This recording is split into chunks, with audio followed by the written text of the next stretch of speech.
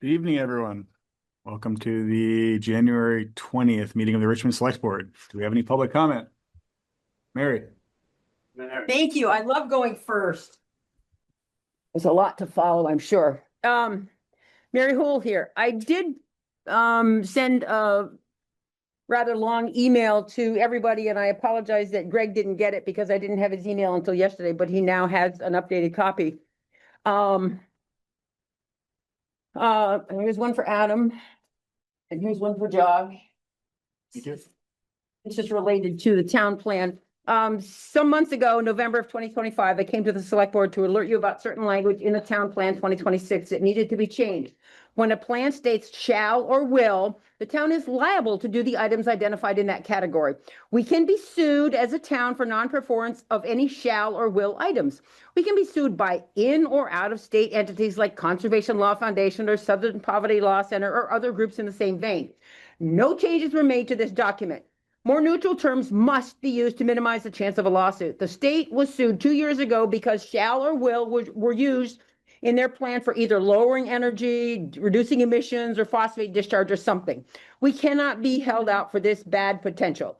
Rather, the town, it's on your statement, rather it should say the town will work to complete goals proposed by the town plan as finances and support allow. And then it says the town shall be held harmless if goals are not met or achieved. That's pretty standard. It's boilerplate. Regarding current proposal for 2026 plan, each one of us lives in homes we do because someone ahead of us subdivided their larger parcel of property to create the residential spaces we have now. To deny or extinguish the ability for anyone to subdivide and build homes is very selfish to adopt the I've got mine, I don't care how you get yours attitude. I also brought to you the need to modify language in the town forest, stating the town forest, it says, will be managed. This must be removed. The terms related to the town forest must state town forest property will be left in its natural state. Any tree harvesting or removal of timber should be done with a plan developed by a forester. This language was recommended by Daniel Fitzko, who is the State Commissioner of Forest, Parks, and Recreation. Now, to this town plan that's proposed, today I got information from our assessor. The total acres in Richmond, which nobody else knew, is 7,227 acres. Current use has 4,430 acres in it now.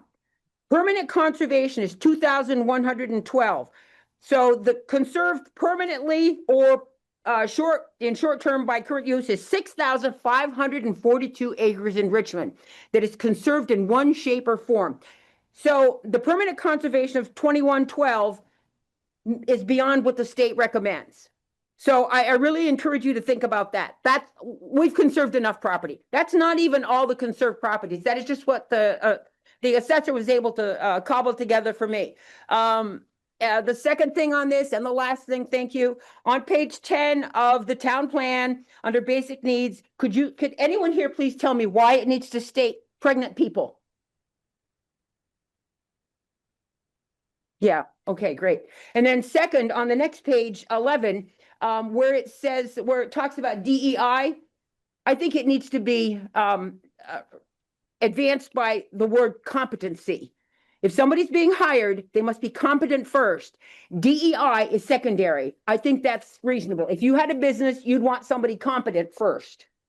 Thank you very much. I appreciate your time. Thank you, Mary. Thanks, Mary. And thank you for using posters. Oh, just a minute. Too soon. Oh, I said Caitlin here. Thank you, Mary. Thank you very much.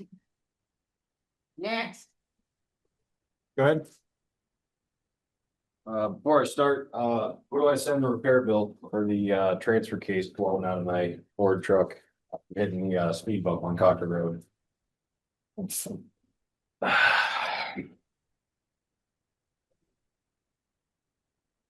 Hello, my name is Tom Safford and I live at 2760 Cochrane Road. My uncle, George Safford, was well known in the community for his generosity and organic farming techniques. I'm here today regarding the proposed zoning in the 2026 Richmond Town Plan. With the plan, it is noted that there's not enough time to review the individual parcels for accuracy, and that the individual review process to take place as time allows after the new zoning takes effect. What is the rush to approval? What is the process and path for remediation? Are we really to trust an arbitrary zoning designation will have a pathway to reversal? Isn't it better to put forward a plan that addresses these issues first? Otherwise, the town is voting for a fluid document that can be changed at any time. Common courtesy would assume proper written notification also be given to residents before adopting new zoning classifications. We were never formally notified of any plan changes, and I have yet to see a clear template of what activities are allowed and what is prohibited within the proposed zoning groups.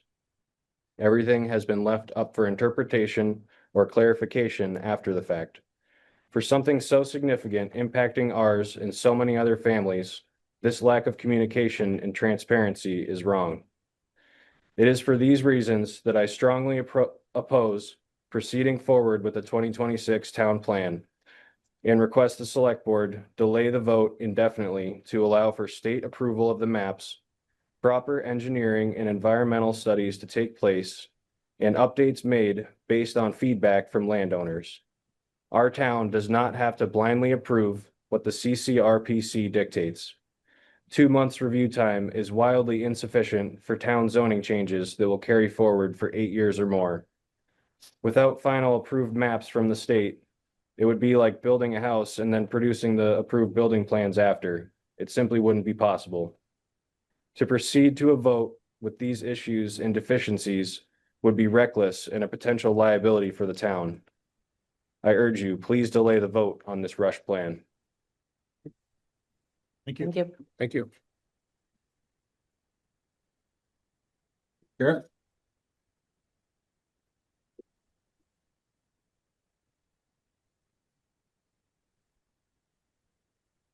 Stemming from the two comments that have just occurred, I just want to refresh your memories. The floodplain maps, the full Chittenden County floodplain maps that were adopted by all of Chittenden County, including for the town of Richmond, where I had to come forward and ask the select board to intervene and get involved. Our town planner at the time told us that we could only correct typos, and I fought back on that and said, no, there's been errors made in these floodplain maps, brought it to your attention. The select board members who are on here are aware. They sent a letter to FEMA. FEMA actually came and held a public hearing here. So I was able to point out errors in maps, bring it forward, and action was taken. And the maps were rescinded for the town of Richmond and then reissued years later after the correction was made. So I'm here to tell you and inform you that there are errors in the maps on the new town plan. Our property specifically, because I've said I'm trying to not fight for everybody anymore, and I'm trying to be here on behalf of my family. Well, our map of our property has gone from 2018 town plan to high density in Jonesville to rural conserved. Now, if you look at that map, I want you to look at it with a couple of things. In Richmond, in certain areas of Richmond, the change in category, I'm not sure if they're called zones or categories.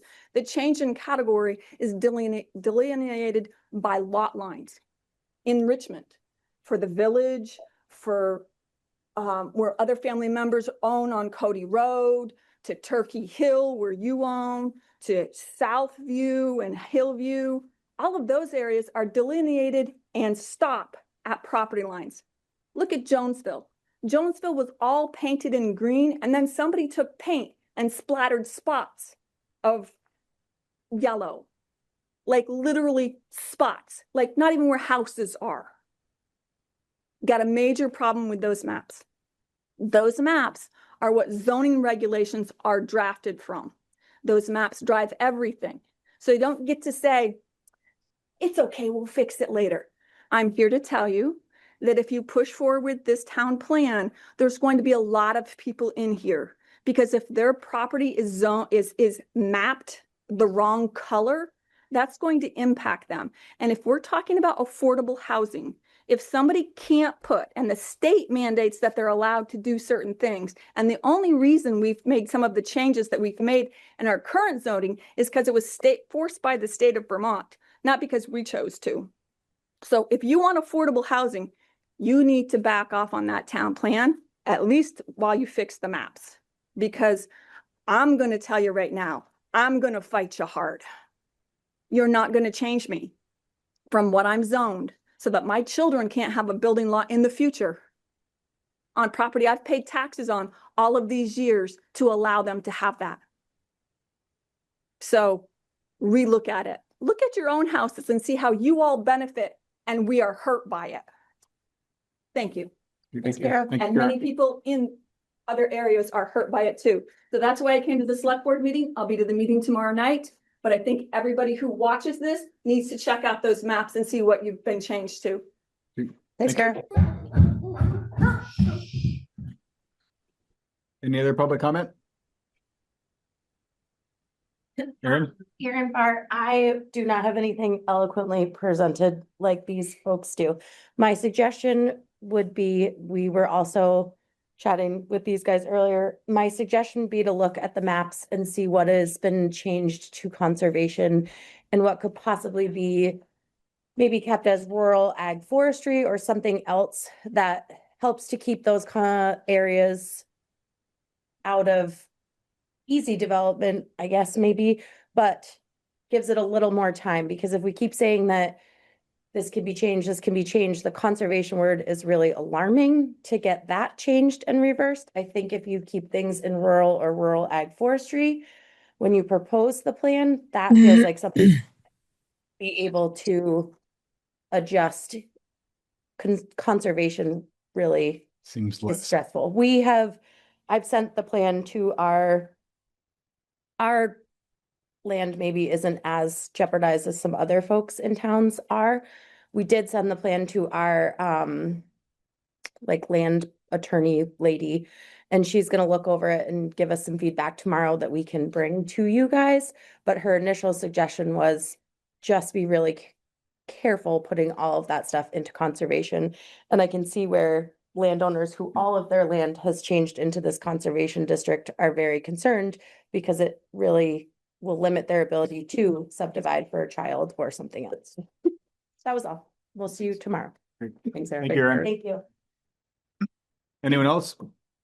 Anyone online? Greg? I would like to speak to this issue. I know we're gonna be talking about this tomorrow night, but as a sort of matter of policy, I'm uncomfortable with the idea that we would regulate somebody out of economic use of their property.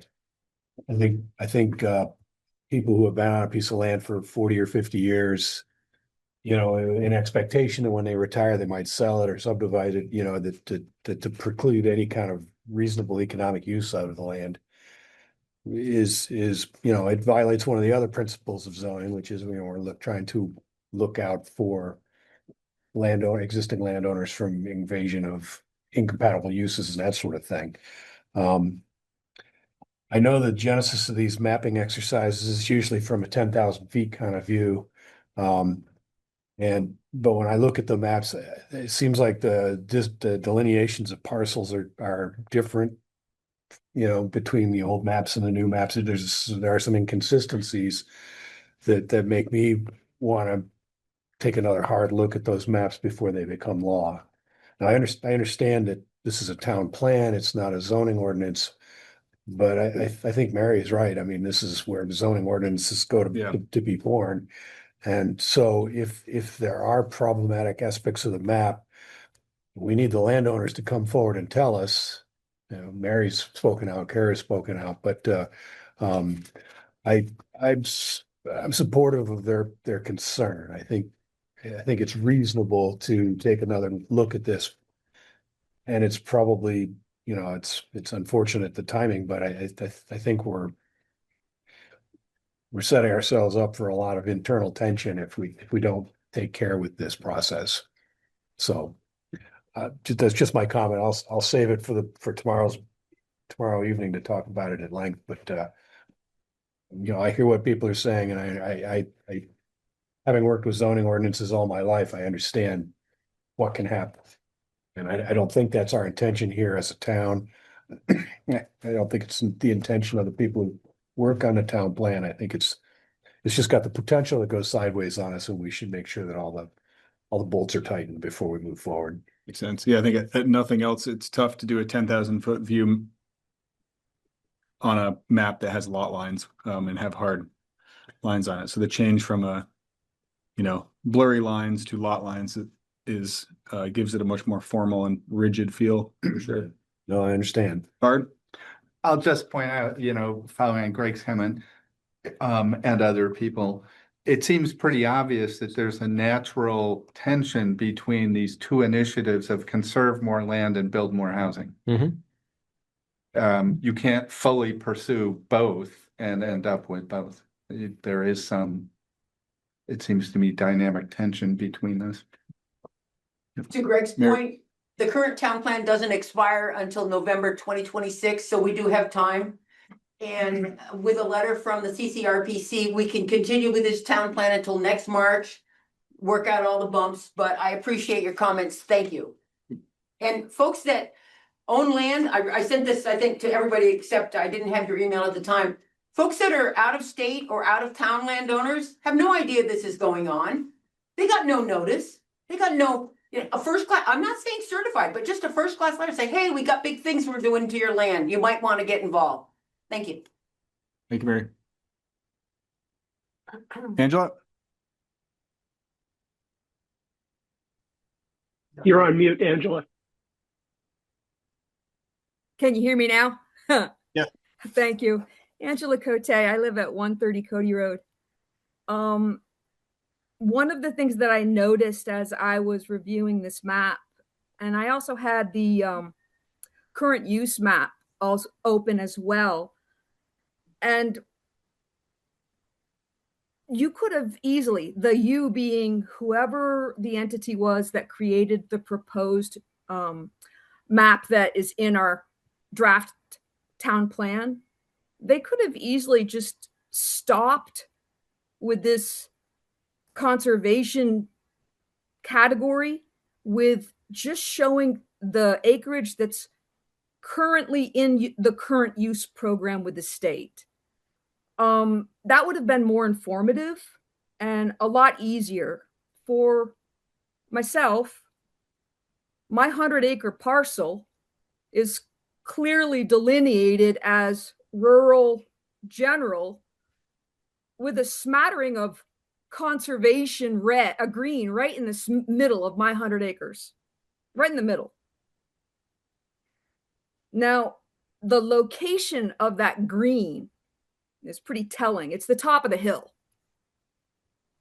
And 3 years ago, there was a push to have 11 lot owners down at my end, the Fay Corner end of Richmond, to have some language put into our zoning law about having FAA or do some sort of a waiver approval for any future building to go on and anything above a certain elevation. So they wanted to tag this top of the hill that's right smack in the middle of my 100 acres as requiring any of this. Where am I going with this? I'm not in current use. That doesn't mean that I'm not a good steward of my 100 acres.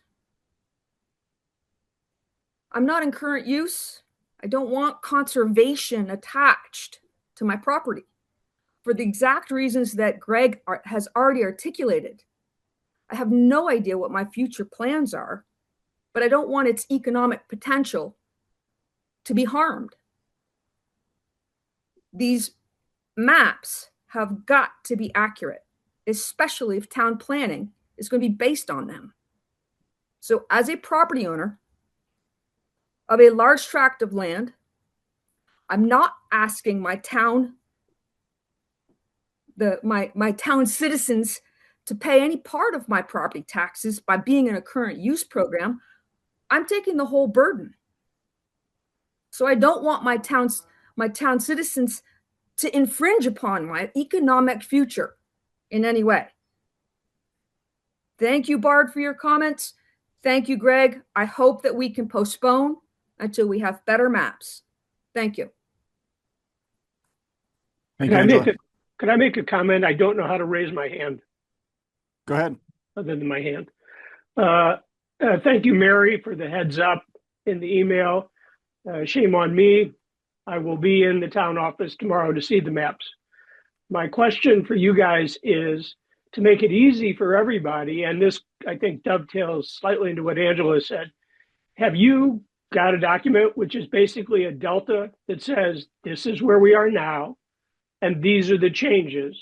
So everybody can very clearly see this is where we are and this is where we're going. Has someone just put them side by side to make it easy for everybody? I think that's in there, the current land use. Yeah, I think there's current land use and then propose or a future land use map. So when I come into the town office, I'll be able to see that clearly tomorrow, not being a surveyor whatsoever. I haven't gone to the town office to look at them personally, but in the digital document, they were both there. So I would imagine the town office, you should be able to take them and put them right next to each other physically. And if that's not the Okay. case, it should be the case. So we should correct that. Yeah, planning Okay. office, not the town clerk's office. Okay, I'll be there tomorrow night, but what I would also suggest, since you guys represent us and we are grateful for your service, someone other than me sitting there putting two pieces of paper together ought to, in the world of digital technology, put that together and publish it. And I recommend, so that we don't have anybody coming around saying, I didn't know, or I couldn't find, or Tracy had the maps and I ran out of time and my babysitter went home. I recommend that to the point of correct maps and everything else, let's make sure that everybody, and to Mary's point also, Scott Strode owns 350 acres that we used to own behind our house. And I'm sure that he would be very interested in this, and to the best of our ability, we should be reaching out and informing everybody. And so I would encourage you guys, whether in whatever time frame you need, let's do the legwork for all of us and then share it. Thanks. See you tomorrow. Before I think it was Tracy got to that point, I was going to make the observation. I think the mapping software and expertise really resides at CCRPC. And perhaps ask them for an overlay, is typically how they call it, an overlay that shows where the substantive changes are. I'm not really clear what that would look like, given the multiple categories that exist Yeah. in the new map, It's but kind of not one for one, so it would be tricky, but I'm sure there could be something that's more informative than nothing. or looking visually across the two and trying to find your specific property boundaries in each. And, the first ask might be to focus on what we've heard a number of times tonight about the conservation land. That's really the main concern, or the first primary concern. Are you going to conserve it versus some of the other categories where you have some latitude or flexibility in development? So I think that's a task we ask them to, based on what we've heard tonight, to be able to identify the properties that are really impacted by a change in, I think, their categories. Is what you've heard enough to keep it off the ballot? I mean, I think we haven't put it on the ballot, so I think that's on the agenda for tomorrow. that's really Having the, a special select board meeting tomorrow? Yes. Yes. I hope you have a big room. You're gonna be very popular tomorrow night. I doubt if CCRPC will have maps, By tomorrow. well, correct maps anyway. We Good. don't need to solve the problem tomorrow. We just need to be real clear about what it is. And then you guys need to make sure that everybody's had all the right information on the front end so that we can, late or not, so we can make the right decision together. Thank you. I just wanted to quickly comment in response to Angela Cote's point. I'm not antithetical to the idea of conservation, and I'm not saying we shouldn't have conservation in the code or the town plan. Where I start to get uncomfortable is when I see the map change in a way that sort of completely shuts the door for a property owner. I'm responding to the maps that Virginia shared of Mary's property, where in the current map, there's a streak of yellow that kind of goes through the middle of it, and in the new map, it's all green. I need to understand how that, it's philosophically, I'm inclined to ask why that is. But I don't want anybody on the board or from the public thinking I'm against conservation. I just I think it's one thing if you get impacted by a little bit, but if you got 100% impact, that's problematic for me. Okay. And I know that a lot of times those maps done at the county level are they're based on topography and other indicators, they're not based on field surveys. And any particular landowner who feels aggrieved should have the opportunity to hire an expert to refute the proposition if need be, that they would have a chance to be heard on the issue. Especially when it comes to things like floodplains and stuff, which, very topography driven and there are lots of factors that go into it. But at any rate, I don't want to be a stick in the gears here, but I do think it's a legitimate concern that's been raised and that we should give it a fair air. Great. Thank you, Greg. I think we need to move on to our warrant agenda now, unless there are any additions, deletions, or modifications to the agenda? Anyone? Nope. Angela, do you have one? No, I just wanted to make it clear too, as Greg has just pointed out, to clarify his position. I am not opposed to conservation either. My point about an overlay using the lots that are in current use, I think that property owner, by applying and going through that process, has already indicated that they want to conserve. Just because I'm not using current use does not mean that I'm not a good steward and an also conserving of the property that I own. I'm just choosing not to have it demarcated like that or delineated on a map, nor do I want it zoned that way. Okay? Great. Thank you, Angela. All right. So next we have, I thought we were jumping right into our warning for the special meeting tomorrow. So informational meetings for February 7th and February 23rd. And those will be for everything that's on the Australian ballot. So that'll be the budget presentations. So an explanation of the budget ahead of early voting on February 7th and then on February 23rd ahead of town meeting day. So if you have any questions about the town budget, one or both of those meetings would be a great place to ask questions, get clarifications, get a rundown of what the budget's looking like, where we're at, and what the implications are for tax rates. And those will both be held here, correct, Josh? Correct. So both held here at 7 p.m. on February 23rd and February 7th. Actually, it's 10 a.m. on the 23rd because Sorry. The 10 a.m. on the 7th. Yeah, that's a Saturday one, right? Yeah, Saturday one. Sorry, correct that. So February 7th is Saturday at 10 a.m. and then February 23rd be at 7 p.m. And then obviously there's town meeting day, March 3rd.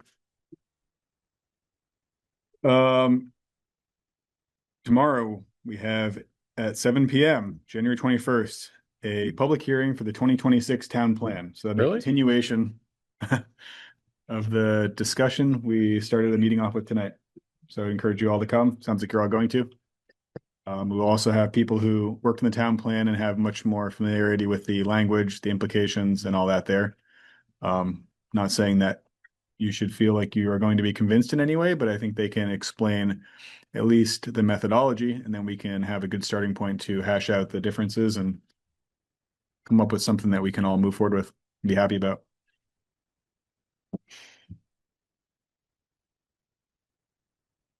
Oh, you wanted to give us an update on C, Josh? Sure. This Adam and I set up a meeting with the attorney. There was comments about his behavior and attitude in previous select board meetings. We'll be meeting with him this Thursday to review those concerns. So it's on the agenda. I only have one minor suggestion. As somebody who at one point was like a psychology major, The question of attitude, I would strike attitude and use behavior because attitude is conjectural. What we assume attitudes based on people's external behavior. What we're really talking about is the behavior that we see. Or conduct. Behavior, conduct.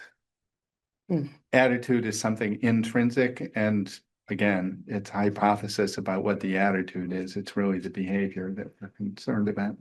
Good point. I know this came up in the, at the very end of the last meeting and we added it to the agenda. But one of the things that we had talked about when we discussed this was that we would also engage with the, group, what is it called? Managing partner firm. The managing firm, as well, since that's who we contract with. Are we also alerting them, or are we just starting with meeting with him and moving from there? Yes, and yes. Right. Right. That's the first step. We're starting with Dave. So my contact for the person who was a managing partner, I recently got an out of office reply that he's stepping back from those duties. So I'm trying to figure out who the actual next person to go to. Haven't figured that out yet, but we will find that out and inform them as well. Cool. And then we were kind of Yeah. approaching it, maybe not formally, but in a kind of how we would approach, for lack of a better term, any corrective action. Yep. Address it directly with the individual, and if that's not satisfactory, we would obviously escalate. Yeah, and I think the topic of why we wanted to also bring it to the firm was because we technically hired the firm, not him. Right. And so if we canceled the contract, it wouldn't be reflective of him. It would reflect to the firm. Good point. Thank you, Caitlin. Next we have D, consideration of approving an updated agreement with Northstar Fireworks for July 4th fireworks. Yeah, so I brought this back around. We talked about it a number of times back in the fall when the contract first came. It was going to be in the budget, and it was going to be on a ballot, and then we put it back in the budget. In that time, I was sort of back and forth with Northstar, making sure that we had an agreement that if we had to cancel it, we only had a 10% cancellation fee. And they came back and said, look, why don't you take this agreement and you don't have to sign it until after your approved town meeting vote. So they gave us an updated agreement. I just wanted to have the board approve that. I won't send it in until and when the budget is approved, and then I'll send it in. Then we have a deposit due later that month. But that holds our date and makes no firm commitment until the budget is passed. So hopefully a quick update and reflects the current will of the board. Makes sense. So we can commit to this with no drawback.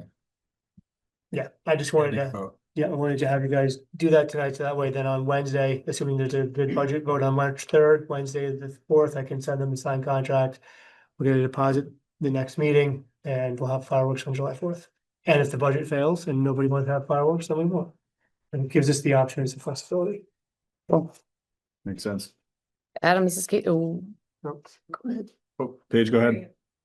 When we discuss this, that people come from other towns to enjoy them, that maybe there would be a group that would get during the day for activities or even at the night, which would be harder because it's dark, but to ask for donation. yeah, I think the committee's usually there, and I think they usually have a donations table. And they've also done some coin drops in the past. But what's that? Make it more visible or, Visible. I don't know. Sure. Got other towns, front porch forums or whatever. When they're stuck in traffic on Bridge Street, there can be a sandwich board with a QR code to donate. Or sort of at the entrance, yeah, that's sort of what you're implying, it sort of looks like. In a Venmo or. I don't know. Yeah. One of the situations where shame might actually work very well. Yes. Another idea was maybe like the businesses in town, I know they've done this at the market, like round up, like maybe like July is round up on one of those sports fireworks.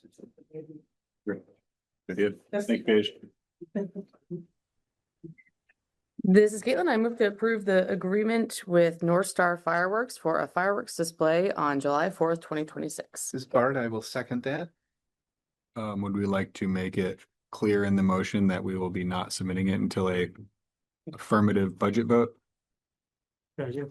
I think that we have that process figured out internally, but I think for some reason, if there were turnover. Yep. You know, I don't know.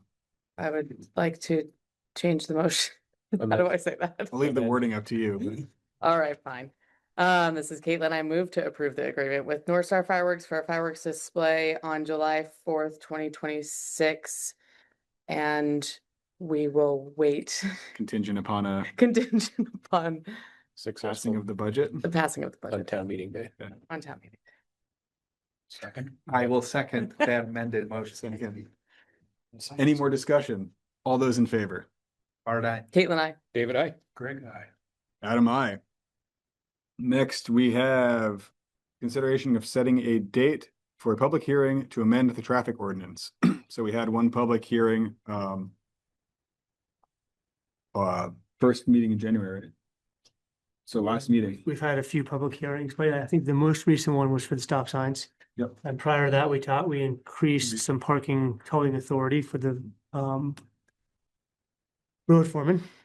Okay. And this is to look at recreation parking and do we want to increase the fines in certain areas where there's more recreational parking than others.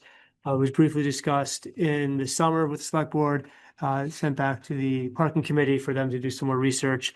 So they've come back with, it looks like 4 areas on Cochrane Road from Overrucker Park east to the intersection with Route 2, the entirety of Dugway Road, Duxbury Road from the intersection of Cochrane Road east to the intersection with Jack Jump Lane, and West White Hill from the intersection of Cochrane Road south to the intersection of Robbins Mountain Road as an area for increased parking fees I think you or fines. posted a map as part of. Oh, yeah, let me pull the map off. For us, That'd be John. helpful. But Absolutely. that was for this, right? Yes, it was. Good remembering that.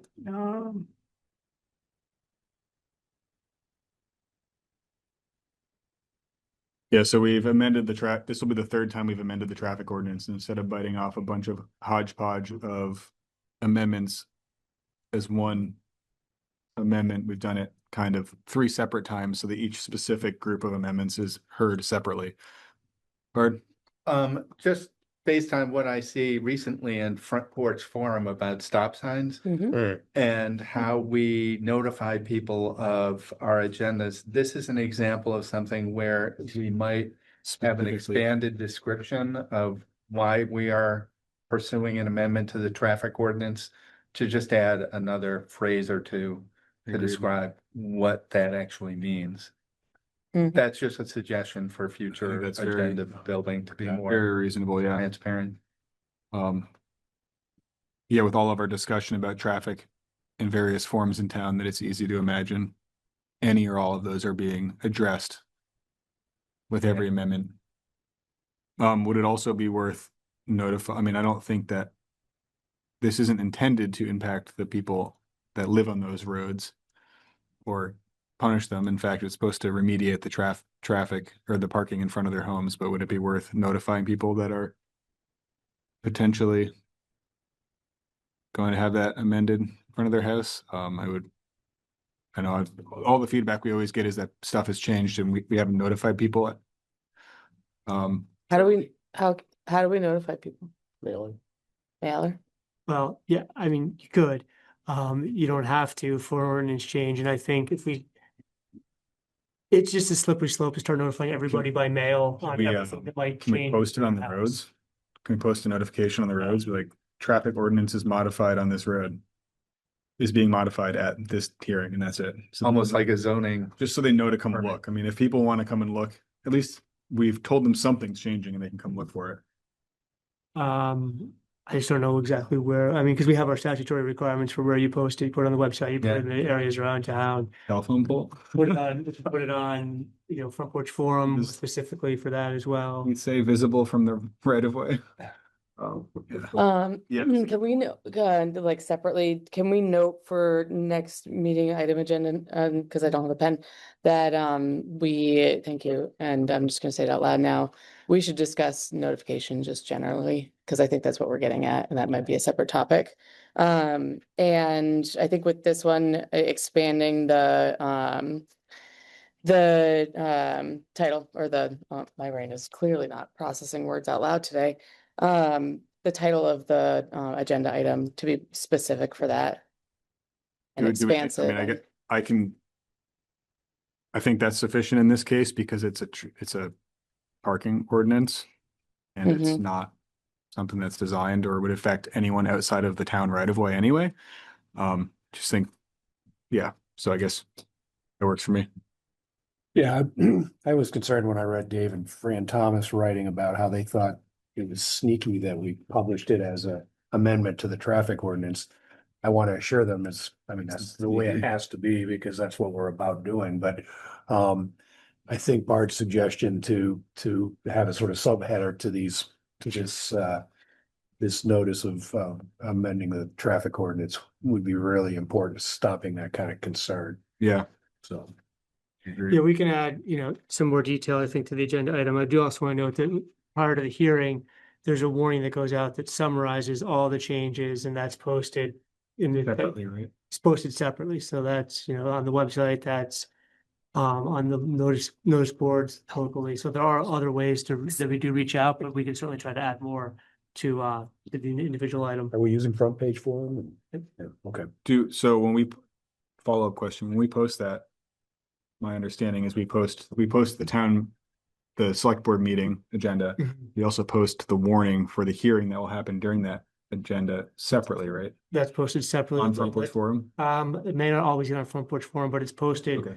in a paper of local record. It's posted in the 3 spots On the locally. town website. And it's on the town website. You can, We should you can maybe. click on the hearing information and you'll get just the hearing information, not the whole, you don't have to wade through anything. Right, you can get the Fine. hearing information, then we post it Perfect. again in the packet with each select board agenda. Not to say that we can't add, parking fee increase or something like that, parking fine increase, to make sure Yeah. people or stop signs. Because we've addressed this one so many times in the last 2 months, it's probably worth adding a sentence to explain A specifically couple what of we're the addressing. changes. Okay. So we got to set a date, right? Sure, yeah, if you want to consider the fine changes, it would be the next available that we could do all the postings correctly for would be Tuesday, February 17th. Is that enough? Is that enough time? That's enough time to get everything posted? Yep. Does anyone have concerns with that? Nope. Ms. Caitlin, I move to set a hearing date of Tuesday, February 17th, 2026 to consider amendments to the traffic ordinance. This is David, I'll second. Again, I hate to be a stickler. Do we want to add to the traffic ordinance Yeah, I'd like to fines and fee structure or something like that? To clarify? amend that to be the traffic ordinance in regards to parking fines and fees. Right? Parking? I'll second the amendment. Second amendment. Any more discussion? All those in favor? Bart, aye. Caitlin, I. David, I. Greg, aye. Adam, I. It's unanimous meeting so far. Next, we have a conversation with MMU Superintendent John Muldoon. Thank you for joining us. Glad you came to us and we didn't have to go to you. Yeah, it's easier this way. Nice tables and chairs. You have coasters there? It's also nice to see that you guys run behind on your agendas too. Yeah. I think once a year we run really far ahead and we all remember that one time. So will you pass those? Sure, yeah. So I just want to start with gratitude and introduce ourselves. So my name is John Muldoon. I'm the superintendent at MMUUSD. And I'm new in the role this year, so you may have been familiar with John Alberghini, who previous to me was the longest serving superintendent in the state. So it's been a great transition and we're happy to be here. I do have 2 board members from Richmond that introduce themselves. You may know them. For those I don't know, that I'm Heather Chadwick. I'm Allison Conant. Hi. Nice to see you. And so we wanted to reach out and connect with select boards across the 5 towns. It's budget season, so that felt like the natural thing to make the overture about, but we're happy to continue collaborating past this conversation. We have a couple points in this handout, which there are copies in the packet for those that are online, and there are also copies in the back of the room if anyone is interested. Just about the FY27 budget. There's always a lot of community conversation around it, and so we thought it would be good to make sure everybody had all the accurate information and that you had a chance to ask any questions if you were interested. Share any feedback that you're hearing or concerns that you're hearing from the community. We really wanted to pass a level service budget for FY27, but we did end up making some cuts to the budget to keep the budget increase under 6% for this year. We had a very aggressive budget that we passed last year. It was a 1.9% increase. And it ended up being a little bit on the light side for us. And so we're making up a little bit of ground going into FY 27. So about half of that 5.99% increase is attributed to that shortfall we experienced this year. And the tax rate is going up 14 cents at the district level. That's really where we lose control of it. So after we get that district set rate, that 14-cent increase, then the state applies modifiers for each community, the CLA and whatnot. So you can see on the document, there's some pretty big swings in some of our communities because they had big shifts in their CLA relative to the rest of the state. We do have about $860,000 in cuts from a level service budget. So those cuts are being identified right now to keep us under that 6% target. And I would just say we've gotten, the number one question we've gotten is how does the tax buy down the governor is talking about impact these numbers? And at the $75 million figure, which had been used prior to today, we were able to model that and it would cut it in about half. Today, I understand in his address that he increased the amount to 105 million was his target. So that would obviously have a bigger impact, but we didn't have the chance to model that. And then the other thing that we have really struggled with as a board is the role that health insurance costs play in this. So since the district merged, our average budget increase has been 4.8%, but more than a third of that is actually due to health insurance cost increase, which we have no control over. That's negotiated at the state level. And so if you back that out, we feel like we're doing a great job. We're actually far below CPI for all of the years that the district has existed. I don't know if either of you have anything fun that you wanted to. Not particularly on the budget. Our budget year was tricky this year and yours sounds significantly trickier. So We do put a lot of thought and effort into Appreciate the into effort. it. And we definitely really tried to keep budget as low, the increase to the budget as low as we could, while not cutting services or staff. But some years is trickier than others. Unfortunately. And I think we're in the last year of that major impact from Act 127, where the state changed from equalized pupil counts to weighted pupil counts. That was really designed to funnel more money to districts that had more low-income students. And the effect in districts that had fewer low-income students compared to the state average has been that our tax rates have had to increase to compensate for that. So hopefully this will be the last year that we see the substantial impact from that.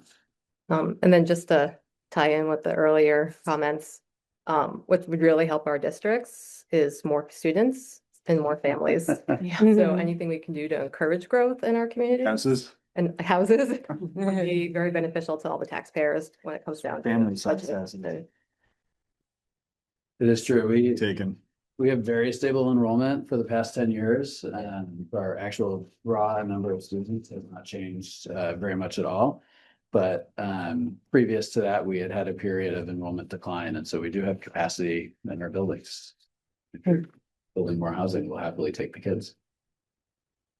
Nice. You'll see here, it says the enrollment's about 2,600. What's like kind of you were guessing, what's like kind of your ideal peak enrollment for the district? We're pretty optimized for 2,600 right now. So we like to say we get the best for less. So we're currently the lowest spending district in the county by our per pupil, which is something I think the board has used as a kind of guiding principle to stay in that bottom category of cost per pupil, while still making sure our outcomes are better. Which we've been able to achieve. And I would say really there's some pretty incredible collaboration that happens across all our schools. And I think we might be the only district in the state that can say our small schools are just as efficient on a per student basis as our larger schools. And that's because of the shared staff model that we have. So in our smaller buildings, we have staff that float between the 3 smaller schools and even some of the bigger schools to make sure we can deliver high quality services, but keep costs down. Great. That said, though, in terms of actual building capacity, we could probably take about another 20 to 25%. Wow. Just about everywhere but the high school. I don't think we will build that many houses. Yeah. It's not that they wouldn't be welcome. So I don't know if there's questions that you all might have, or if you've been hearing concerns from the community. We're happy to talk about anything that's on your mind. I'm just curious for myself, what is considered discretionary spending when we say budget freeze on discretionary spending? Yeah, so this is one of the ways, and I can't take credit for this. Our Director of Finance, Nicole Fortier, is really creative. And so we've frozen the budget this year. And so this is discretionary for us, means expenses that aren't essential to achieving the learning targets we've identified or essential to the student experience, right? Like, we're not going to cancel graduation or prom, things like that. But by doing that, we've modeled between $400,000 and $420,000 in savings between now and the end of the year. We're using that pot to buy down or to pay off 4 near maturity bonds for us. And so that will reduce the cuts that we have to make next year and every year after that. We decided it was better to take it on the chin between now and June than have to cut even more staff next year.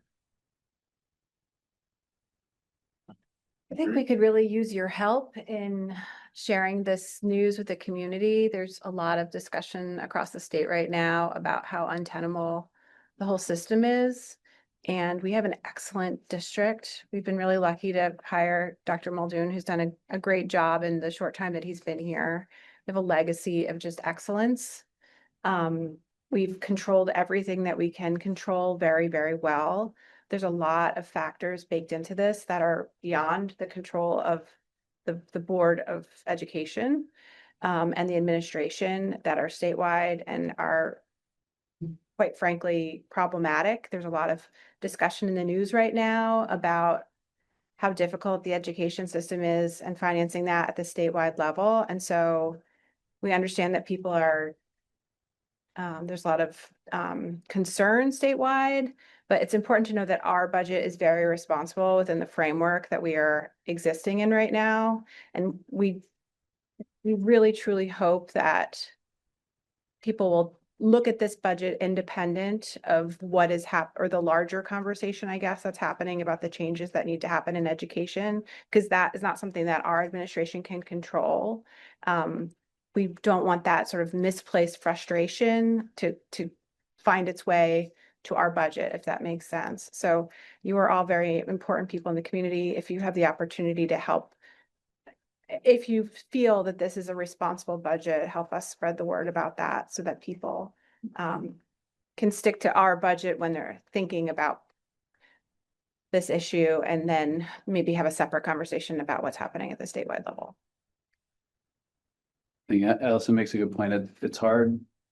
I think it's a needle to thread for members of our community. We have a lot to be proud of with our achievements in the school district and how responsible the school district has been and the hard choices our communities have made over the past 10+ years.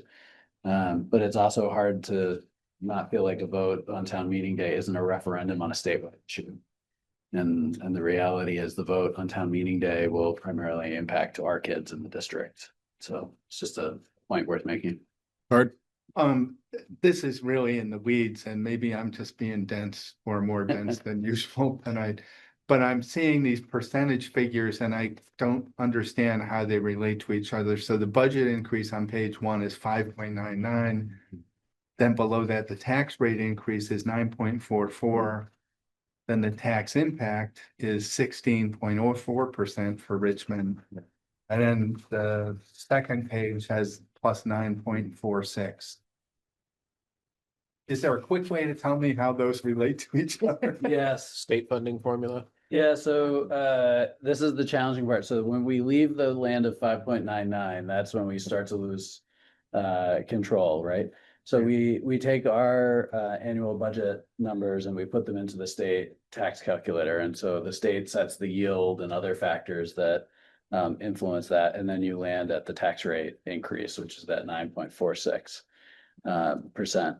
There is one piece in here that we control, which is historically school districts in Vermont have operated with a small surplus year to year, and then they use that surplus in the following financial year or the following budget season to buy down their own tax rate as tax relief.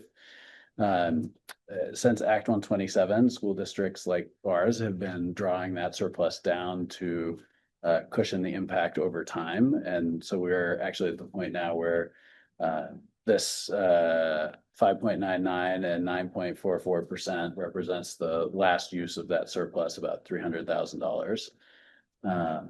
Whereas historically that rate would have been lower if we had been running a surplus more akin to our historic norms. So then you get to your town rate, which is the 16.04, which is currently modeled at. And this will continue, all of these will continue to change every other week. AOE will release updated data for us, and there'll be little swings here and there. But that's really, you're seeing the impact of your change and your common level of appraisal there. And it's confusing to look at because it's not like you just take our 9.44 and add the 6 to it. What it really is, that difference is your change in CLA compared to the change in CLA across the state.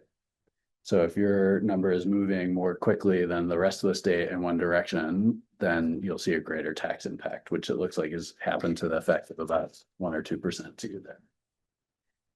But we don't have on here, which we wouldn't, but what it looks like when you're voting on it on town meeting day, I don't believe we actually are able to have that 5.99% increase on the ballot.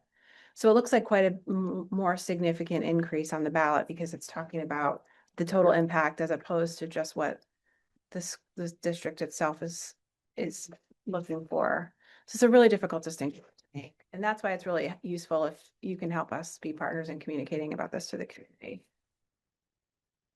5.99% seems pretty reasonable, but when the numbers start to get pushed through that state formula, it gets stressful. Well, yeah, those are big numbers. Yeah. I have one other question. Do you have any insight into the legislative discussions and the governor's various missives to the legislature about what he wants them to do? Well, your guess may be as good as mine, I'm not sure. There's a lot of testimony coming from school districts in the next couple of weeks, and I expect we'll start to see some proposed responses start to be formulated and shared. But at this point, I don't know much more than what has been in the news. I think the thing that's been talked about the most in the past couple of weeks has been the size range for districts, and it feels like there's pretty wide consensus that 4,000 to 8,000 range was kind of arbitrarily picked, and so I expect that's going to be revised.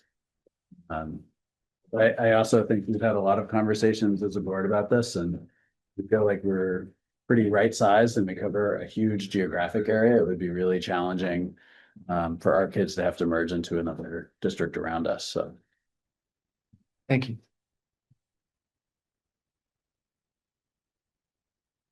Anyone else have any questions? No, thank you. You take your message loud and clear about communication. We will do our best. No promises.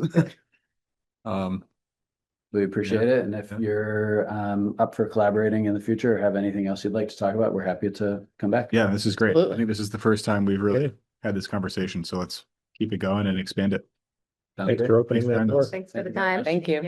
The only other comment I'll make is there are taxpayers who are confused about oversight and control sometimes, like, well, why am I sending my check to the town if the town doesn't control all of this? So part of it is really starts at the beginning for some of our citizens and taxpayers about different authority and budgets. It's true. And I think won't surprise anybody, but I was just at a conference where Vermont was named the most complex education funding system. Yeah. Not surprised me. It's a good thing we had the highest population too, right? Yeah. Was it the Rubik's Cube as a trophy? Yeah, not one of the 3D ones, like the 9. And a young medium age.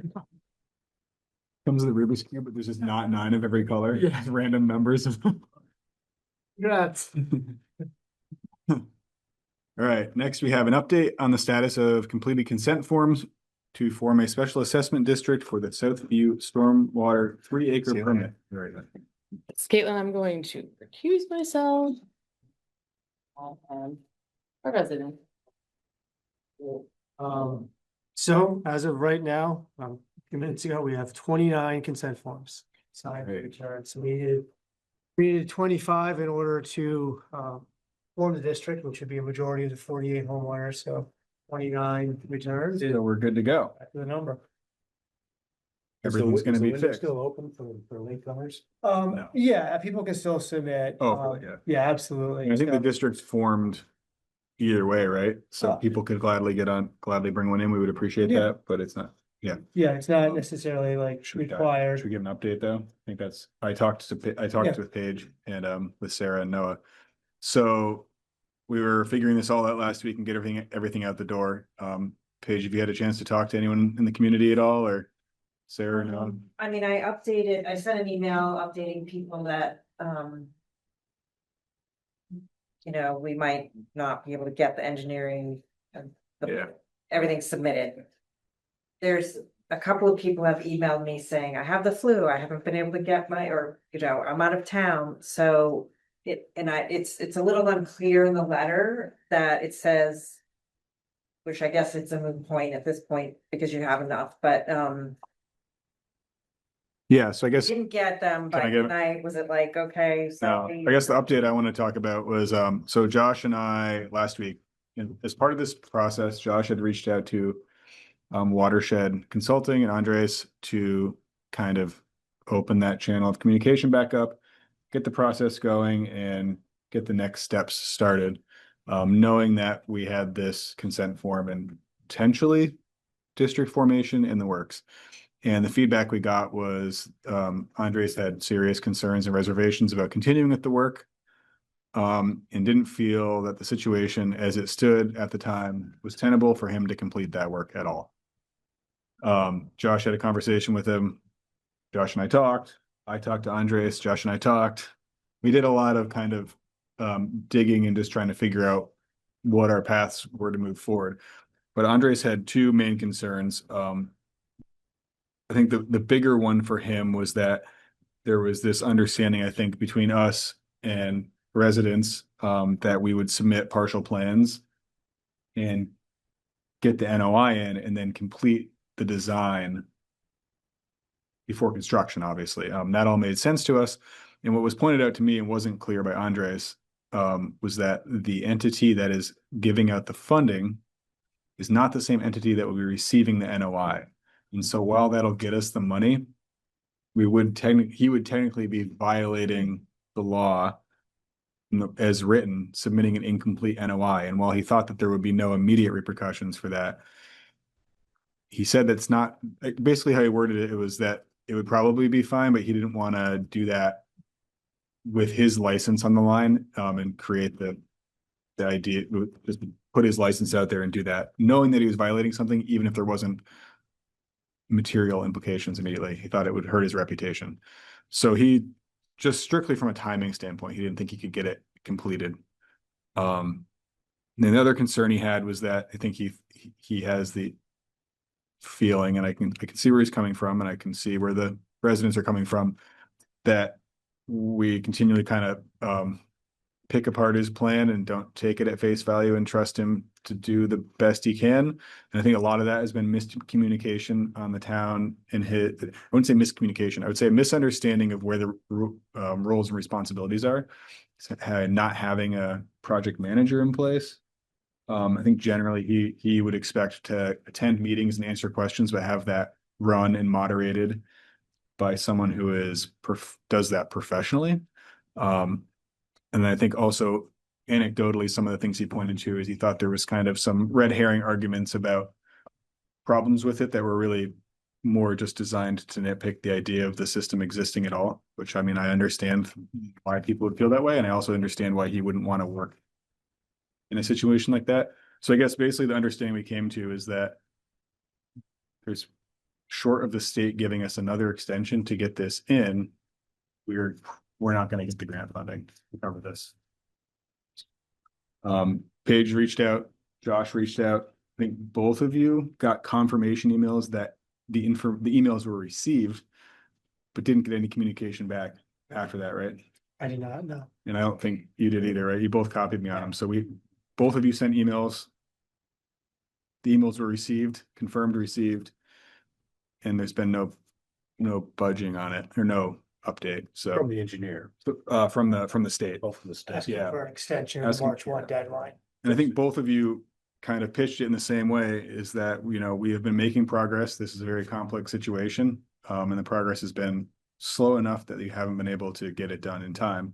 But we could demonstrate that we made progress. One of the biggest things was establishing a special assessment district, which is now potentially established. So I think it's a huge step on our end. It's unfortunate that the timing doesn't line up with that. Is part of is there like a bottleneck in his throughput? And he says it can't be done. I mean, it seems like there's 4, 5, 6 weeks out there. Yeah, Is it more than 5 weeks worth of work to do, or? Yeah, I think he has. He's got other projects. I pushed him on that, and his statement kind of was, I could do it in 5 or 6 weeks. But I also have other projects that I need to do in that 5 or 6 weeks that have been consistently communicating with me over the months. Mhm. So we kind of fumbled with that a little bit. I don't have much sympathy for sore feelings. I mean, he's a design professional. That's Yeah. not how it goes. I mean, I think he Especially said, with publicly financed things where yeah, there's a neighborhood group involved, the citizens deserve to be heard, and we had to sort that out before we could move forward. yeah. And I think so where I left it with him, my understanding, sorry, Mary, I'll get to you in 1 second. Was that he is more than willing to continue working on it. The issues with kind of hard feelings and not seeing eye to eye on it, I think after talking to some of the residents and talking to him, I am confident, he's confident, I think residents are confident we can smooth that all over. He didn't think he could get it done in time though. And knowing that this process was gonna take another week or two, he was not confident he could get it done in time. And just for some, I guess, time frame context, I think we paused this with him back in November, December timeframe, or maybe early November. Early November. Yeah, because at that point, we were, didn't want to move forward with more work from him without having special assessment district in place. And I think at that point, he had said, well, okay, if you kind of tell me by, early January, I think was We the had idea. set first meeting in January, we would have had to tell him. Was gonna be our idea, but, as that bled on later and later, that's when we talked to him last week, and he said, yeah, I can't get to the level of plans completion that they need. That's where Adam was saying, there was some thought of, could we just give them what we have, and then they send us a letter that says, well, we need more complete plans in 60 days. And that's where it circles back to his professional credibility. He doesn't want to violate this point. No, we don't want to put anybody in that position. We're all ethical people Yeah. here. It's not that. Yeah. I mean, my experience with the state departments that regulate these activities is that there might be one engineer covering the whole state, and they get to you when they get to you. It's, Yeah, it'd be a situation where we, all these towns put this in and then they sit in a box. Yeah. And one by one get taken out over 2 or 3 months. So, Right. And, and that's why we asked for the extension. We thought there probably wouldn't be implications, so we haven't heard back. So where I was going is, we asked for an extension when, and it Wednesday? seems to be hinging on, do we get an extension or So not? we asked for that, I guess last Wednesday or Thursday, I think he's going to go send emails on it. And also just to get into the weeds a little bit more on it, I think. So the actual NOI for the state isn't due, I think, until next fall, I think, is that right? February 20 or fall 27. But the grant funding is all ARPA money. So they have funding deadlines for reporting back up to the feds, which is driving a lot of the deadlines. So even if the state engineers said, yeah, we'd like to give you the extension, their hands can be a little bit tied by the federal government. So that's why it's some layers to it, and they might have to request someone above them at the federal, You can think we delay this a little bit more? So I talked it's to not Terry on simple one person. Terry on the phone, and one of the ideas we pitched was like a partial NOI and like tagging it as such, so there's no. No. I mean, basically what we're trying to do is keep the progress going and check the box so we can get the funding, right? So, it was a pretty big chunk of change the Yeah. grant, right? yeah, I mean, I don't think it was gonna like Yeah, it's $30,000, right? $32,000. 30,000 for engineering and 19,999 for the permitting. So Yeah. That's goes- large enough. goes away, Close to goes away $30,000. Sorry, Mary. Yeah, that's okay. You can perform an act of legal gymnastics verbally by saying, thank you for letting us know you received our email. We're going to assume in the positive that an extension will be allowed on this process. And that way, if they, we confirm, you'll either get a response confirming that they got the email, or they're, no, wait, but you'll get what you need. It's legal. It's not the worst option we have. Oh. Bard. Is there another seam that we could sort of work here between the engineer and the state? So recognizing he may not be able to do everything by March 1st, is it feasible to say a submission in protection of his credibility, license, et cetera, to say, this is not a 100% complete document. It's, roughly X% complete. And it'll be 100% complete by this other future date. I'm looking for sort of a compromise that's Yeah, we had talked about transparent. that, and his stance on it was like, no, if you read the regulation, which I usually do every day, is it explicitly says the NOI should contain complete construction drawings. Should? Or What about the concept of an NOI? shall, must, will. State Not brought good. that back. And he said like basically the only exclusion would be for underground, like unforeseen conditions. So. Yeah, that's always true. And that's always true. So that's not something we can lean on. And he seemed pretty firm on it too. I mean, Yeah. he has been pretty flexible on other things. So for him to be this firm on it, I imagine that I haven't read the regulation. I don't know. Imagine it's explicit enough that he's. We're not. Galen and Brendan and Paige. Regardless of what, like if we get the extension or not, are we still moving forward as we're getting it submitted or no? I mean, I think ultimately we would want to submit the NOI anyway, just we wouldn't be bumped up against, what is it, March 1st? March 1st deadline, so we could, the drawback to not getting this done is worst case is we lose $49,900. We still get the NOI done and we have all summer to complete the design and submit that. So I think we would still move along with that process, still create the special assessment district and do all that. So why wouldn't we just say, okay, go ahead and get this done as soon as you can, and maybe it's, a week And later then or so. work in parallel. Yeah. Yeah, I mean, I think originally tonight we were going to. Yeah, I was hoping to approve an agreement to complete the NOI, but when we got the feedback last week that. Yeah, that's he the other was able tricky to do part. it in time, it was like, well, Yeah. where do we go from here? So we don't have a formal agreement. I mean, we could make a motion to approve that we can give Josh leeway to enter into that agreement and then tell him, hey, do the best you can. And we're going to work on an extension on our end. But I guess the risk we're taking is that we're acknowledging that all our numbers could be wrong by $40,990 or $49,900, and we would have to reshuffle everything. For the special assessment district? No, for like our construction and total cost. I mean, special assessment district, we can't shuffle that. That's Right, and they assigned to that. we base that maximum number on not getting the grant. Perfect. So we do have that. So I guess that would be our path forward if you all think, right? Is that, I mean, I think would we. I mean, I would hope that if we'd say go, we're gonna move forward, that maybe if it's a weekly, it's a different conversation than waiting for someone to tell us, like, essentially. Probably a different conversation if we have an agreement in place too, and we tell them we have an agreement in place and we're doing work. There's a lot of other, entities that are trying to get their stuff in, and so it's gonna be, 2 weeks, like 3 weeks, like whatever that timeline is. Yeah. So since we don't have an agreement. Sorry, Brendan, go ahead. Yeah, I think Katie addressed some of my question, but it was, I'd say we talked previously a little bit about like some of the emotions that are involved with this agreement, and I guess I'm curious if there was any feedback from the engineering group about like, is this is there a dollar amount that they would agree to, or is it strictly a time thing? Like the fact that emotions were so heavily. Yeah, he didn't. Guys. That's a good question. I talked to Andres. He seemed concerned about the history of it, but he didn't seem emotional or anything. He was just kind of saying, he's like, "Hey, this is also not doing you any favors." But really, his concern. I mean, they were both his concern. He's like, "You guys need to wrangle that."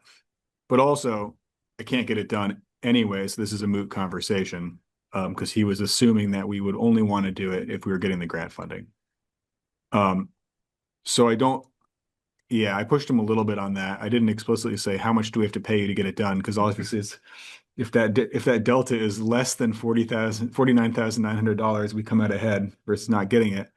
But he said no, it's just purely a time thing. They have two licensed designers, I think he said, and just with the amount of work they had going on, he just didn't think it was going to happen with the pause we took. Well, it's gonna be fruitless to try to change horses. We'd have to go through a regular procurement and, so he's our guy. That was our discussion too. I didn't have that discussion with him really, but with Paige too, and Noah and Sarah, was that we could take that all, we own it. He has said that, put it out to bid. But any reasonable contractor is going to see this partially completed set of plans and wonder what happened and dig. And since this is public meeting and everything is in the public, they're gonna not want to touch that for the same amount of money as what he was doing. I mean, any reasonable contractor is going to make it financially worth their time to wade into this, what could be perceived as a headache. I mean, as a contractor until Monday, I'm no longer a contractor. Really? Yeah. Congratulations. On the dark side now. I mean, that's what I would do. If someone asked me to bid on a job with just the concrete in, I would have a lot of questions to ask and probably cover my butt. So. Right. No, I don't, like I said, I see that as a fruitless exercise. I agree. Yeah. But if he moves forward in good order, and he's not done by March 1st, but maybe he's done by the Ides of March, March 15th. The town goes at risk for $49,000 in change. The people who live in Southview understand that we've taken the burden for permitting costs and stuff onto the town. So it's really sort of amongst ourselves here. Yeah. What to do with that. What are you inclined to do? But I would complete the formation of the special district, and I would authorize the engineer to move forward apace. And maybe we get lucky and somebody puts him on hold on something else. We just let him know it's a horse race. We'll take it when he's got it, but anything he can do to finish it would be great. And then maybe we work with our state delegation to put a little pressure on the state to answer phone calls. It's a little hard to conduct business with public officials who won't respond. So, I mean, I wouldn't say to be fair, but yesterday was a holiday. So okay, true that. I don't know. I think emails were sent on Wednesday or Thursdays. Got an email back on Friday. So yesterday, I don't know. Yeah, it's not unreasonable. Not unreasonable, yeah. So I agree. I think we know where we have to end up, so we might as well keep moving in that direction. So I guess what we would need to do tonight then would be to make a motion to give Josh the authority to enter into an agreement with Watershed Consulting to complete the NOI, because we don't have that agreement in front of us to vote on. Yes. So we would need to give Josh the authority to do that so that he can take that and review it. I can review it with him if you would all like before we enter into it as a gut check, but we wouldn't really have time to bring this back to a full board meeting to be doing this expediently. Right. Do we want to include a not to exceed, just due diligence? That's a good question. I was thinking about that too. The number that we had from Andres in the questionnaire phase of this was an additional $50,000. So that I would say not to exceed 50,000 would be our number, knowing that that's a number he's already provided. I guess my question is, 50,000 seems like a very round number. Very So big round number. That was a shot from the hip. I'm not saying I want to spend more than that, but if his price comes back at $50,800, do we want to come back to the board? Or it would be dumb to do this and then have it hung up on that. I don't know, that's a good question. I mean, I would just throw 50 up because that's what he Yeah. previously said. And I would be honestly disappointed if he came back at 50,800. Yes. But Yeah, it's fair. good. He's But probably charging $120, $140 an hour, you know, and you're looking at 160 hours a month of staff time to do that. I don't know what that, I'm not gonna multiply that in my head at this late hour, but you know, $50,000 probably seems like there's fat in it. There's some wiggle room in there. That sounds like a worst We case. can, Yeah. we can throw a not to exceed number in there. It's greater than 50,000, but as soon as we do, then that's. I mean, I think No. if Yeah. it does come back a couple hundred or a couple thousand over, we could do a quick special meeting, call the board together within 24 hours and get an opinion at that point. I like that. There are some quick remedies. Caitlin, You have to put like not to exceed in the motion, or could you put something more like? so I'm gonna review them with Josh. I would really like to not have it just be enter into an agreement and use Yeah. their best judgment. I'd like a number.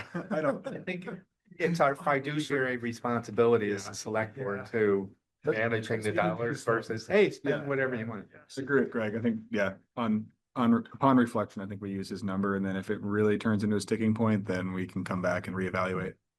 Another meeting. I think so too. What are they called? Stormwater management? Watershed consulting. Watershed consulting. I move we authorize town manager Josh to negotiate a agreement to complete the NOI work for the Southview Stormwater 3-acre permit based on previous representations that the balance of the work not exceed $50,000. This is David, I'll second. Any more discussion? 2 hands and 3 chats. Oh, can you pop those chats up, Josh? Oh, yeah.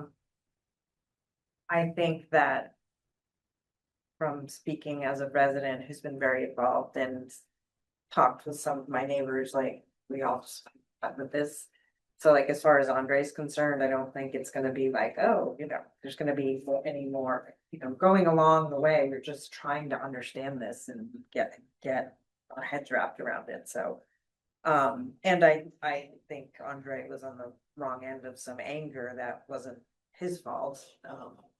And then as far as the timeline, I will continue to really pressure the state because we're in this position because of their lack of notice. And we've been moving along.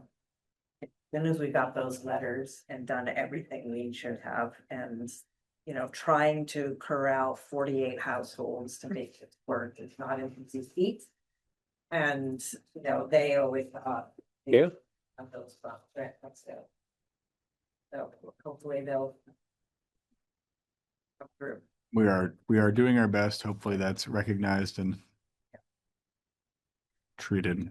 And then Prosody. last comment is, I hope that once we get this submitted and everything, that we kind of wait. What happen? I know we talked about that in the past, but there's nothing like official, they're running about that. Yeah. That was what will change. We got a few questions or comments in the chat. Who was emailed at the state level? I know we emailed, Paige, do you remember who you emailed off the top of your head? Terry Purcell, Neil Common, Gianna Petito, Was there one more? 4, wasn't there? Or was that maybe Josh? and Josh. Josh. And then I recommended, I said, let's get on the phone with Watershed Consulting, like, let's get them and the state connected, Yeah. like. Talking. They can tell him, Andre, what they need to get us in, to get that money. Yeah, it seems like the two of them with a 10-minute phone call should be able to hash out Yeah, yeah, it should be. what's needed and what can be provided with professional integrity in the law, within the law. Yeah, I don't need to be the middleman of that. And then Megan Buckley asked, are there any other firms who complete the design? Yes, there are many. We are already so far into this though, that I think we would be throwing good money after bad to go rebid it out. I think that's With the timing and a cost. both timing and cost. I don't think, I think it would cost us a month to reprocure. yeah, realistically, little to no chance of getting it done for less money. Would be my hunch, purely a hunch. $140 an hour would use up $50,000 in about 8.9 weeks. So that's almost 3 months worth of work. I think that threshold is meetable here. Yeah. Off the record, or well, off the cuff or whatever. And then Nick asked, should there or is there a need for a drop dead timeline for the NOI? There is two. I guess if the question is what is the drop dead timeline, there's two. One is to secure the grant funding and one is to actually submit the NOI and follow the state regulations. So the timeline we are bumping up against, or the date we are bumping up against, is not to submit the NOI to the state for actual construction review. It's just to submit it for to secure the grant funding. And then the the final submission for construction review would be, I think, is in October. It's in October. I think it's 2026? actually Or is it later? 27. I was trying That to see if far I out? have it, but it's quite a bit further out than March 1st. that's So for sure. whether philosophically there should actually be that drop dead timeline, I guess we can debate that, but it exists based on factors outside our control. So that's what we're driving towards. So we have a motion on the table. We've had a bunch more discussion. Would we like to vote? Calling to a vote. Bart, aye. David, aye. Very good. Adam, I. Do you want to reach out to Andres in the morning? Yeah. And I will also give him a call. Yep. Just to tell him, give him a heads up of where we're at, and Indeed. then do you want to, we'll touch base and once you get it? Okay, Sounds good. sounds good. So we'll provide an update, if needed. Great.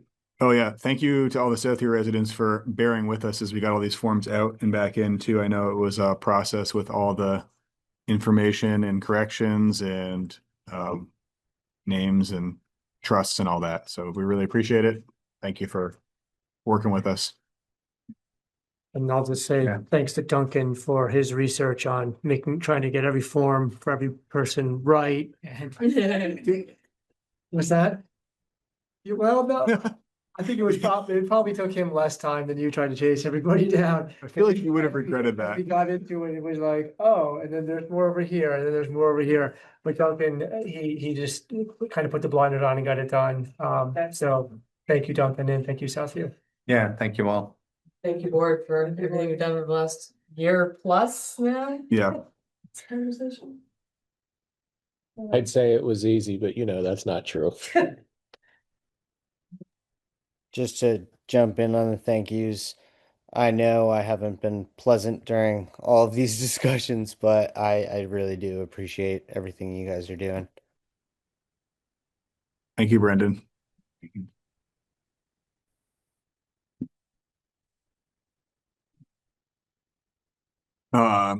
So I guess that was we actually combined two items there, so I apologize. My mistake.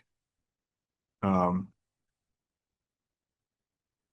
we did the update on the. Yes, we did, yeah. We want to recap a little bit. So the two items, there was an update on the special assessment district and then a separate agenda item for the agreement with, for engineering, and we kind of combined those two. So the update is that we have greater than 50% plus one forms in, so that district can be completed.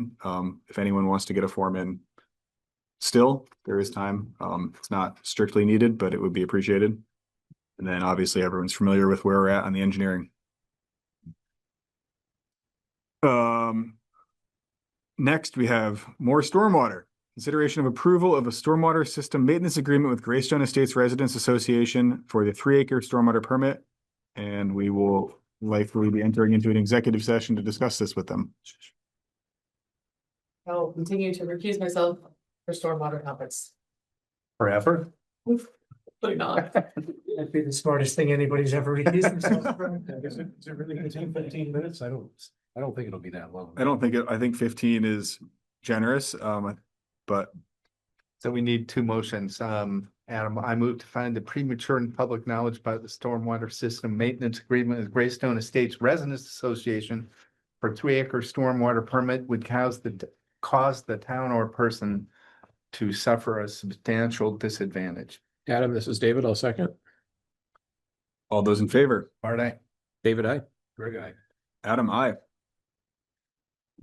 Second motion, this is Bard. I move that we enter into executive session to discuss the stormwater system maintenance agreement with Greystone Estates Residents Association for 3-acre stormwater permit under the provisions of 1 VSA 313A1A of the Vermont statutes, and to invite town manager Josh Arneson and representatives from GERA, Tom Bednar and George Young into the executive session. Adam, this is David. I'll second. All those in favor? Art, aye. David, I. Greg, aye. Adam, I. We are technically in executive session, but quickly before we leave, we have a question from Chelsea in the chat. We are going to an executive session to discuss the agreement. However, any agreement the town enters into will be voted on in public session. So if this agreement is, for lack of a better word, agreeable, were it to be, had to do it, were it to be adopted, that would be voted on in public. So it's only the negotiations that are in executive session. Yes. It won't necessarily be at this meeting though, so we are out of executive session and we do not have an agreement that we are approving, so we're moving on to the next agenda item. That also sounds ominous. It was a fruitful discussion, but we need to make changes. So next we have a review of petition to add an article to the town meeting ballot. Do you want to go over this, Josh, or would you like me to? Sure, let me pull it up. Back. Welcome back. Oh, sorry, can I address Nick's? We will vote on this at a select board meeting, Nick. It's kind of an iterative process. So we go into executive session, discuss it. There's a few changes and nuances we need to hash out. And then once it is finalized, we will vote at a select board meeting. I guess we don't entirely know which one yet, until all the parties are in agreement.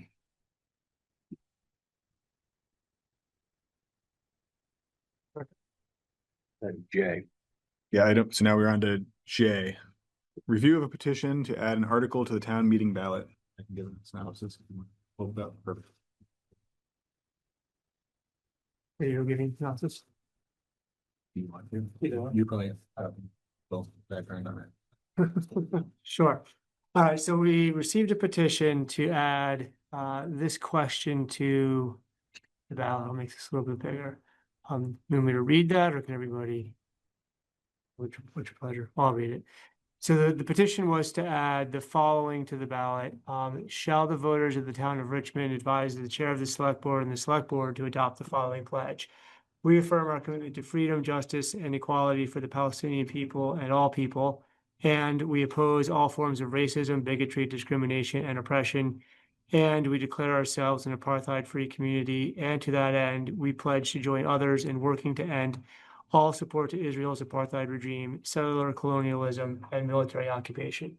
So the first question I had is this a legal petition in the sense that it can be forced onto the ballot by a petition? So it is not one of those petitions, because it is not something that basically that the residents or the voters have like a right to vote on. So it's not town business that they would have the right to petition and vote on. The select board, though, could put it on the warning as an advisory article. That's not something that our lawyer usually advises. If it were to get put onto the article, it would be a floor vote, because Richmond does not have public questions on the Australian ballots. Would be from the floor. To clarify, the items we have on the ballot, we have the school budget ballot, but on the town ballot, we only have financial items on there, and financial items and elections. So any public items like this, there's not a means or a path to put those on the ballot as our charter stands right now. It would just be from the floor. So that's basically updated. The board can do with this as they wish. Adam, it strikes me that those are sort of different, because the wording here is seeking for the voters to advise the select board to adopt something.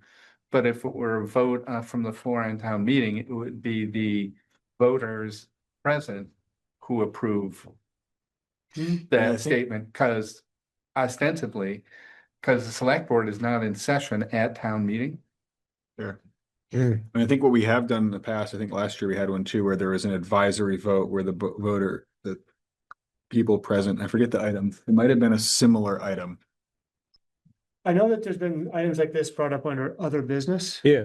Right. Yeah. I don't know if there was, I'll find last few years, It might have been 2 years ago. So and there, basically the vote was to advise the select board to adopt a Resolution. resolution. Yeah. So this is a statement, not a resolution.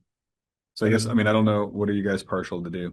Being new to the job, I just, I'm not clear, but I mean, it sort of infers that they're telling us how to vote. Yeah. You know, which, you know, I admire their passion and, you know, I support their right to have those opinions, but I don't necessarily feel the need that they have to be my own. For me, it's the larger issue is this a matter of town business? I agree. The more we stick to our knitting, I think the more widespread will be respected by the people in town. I don't want to use divisive issues, you know, on things that aren't something we have control over. You know.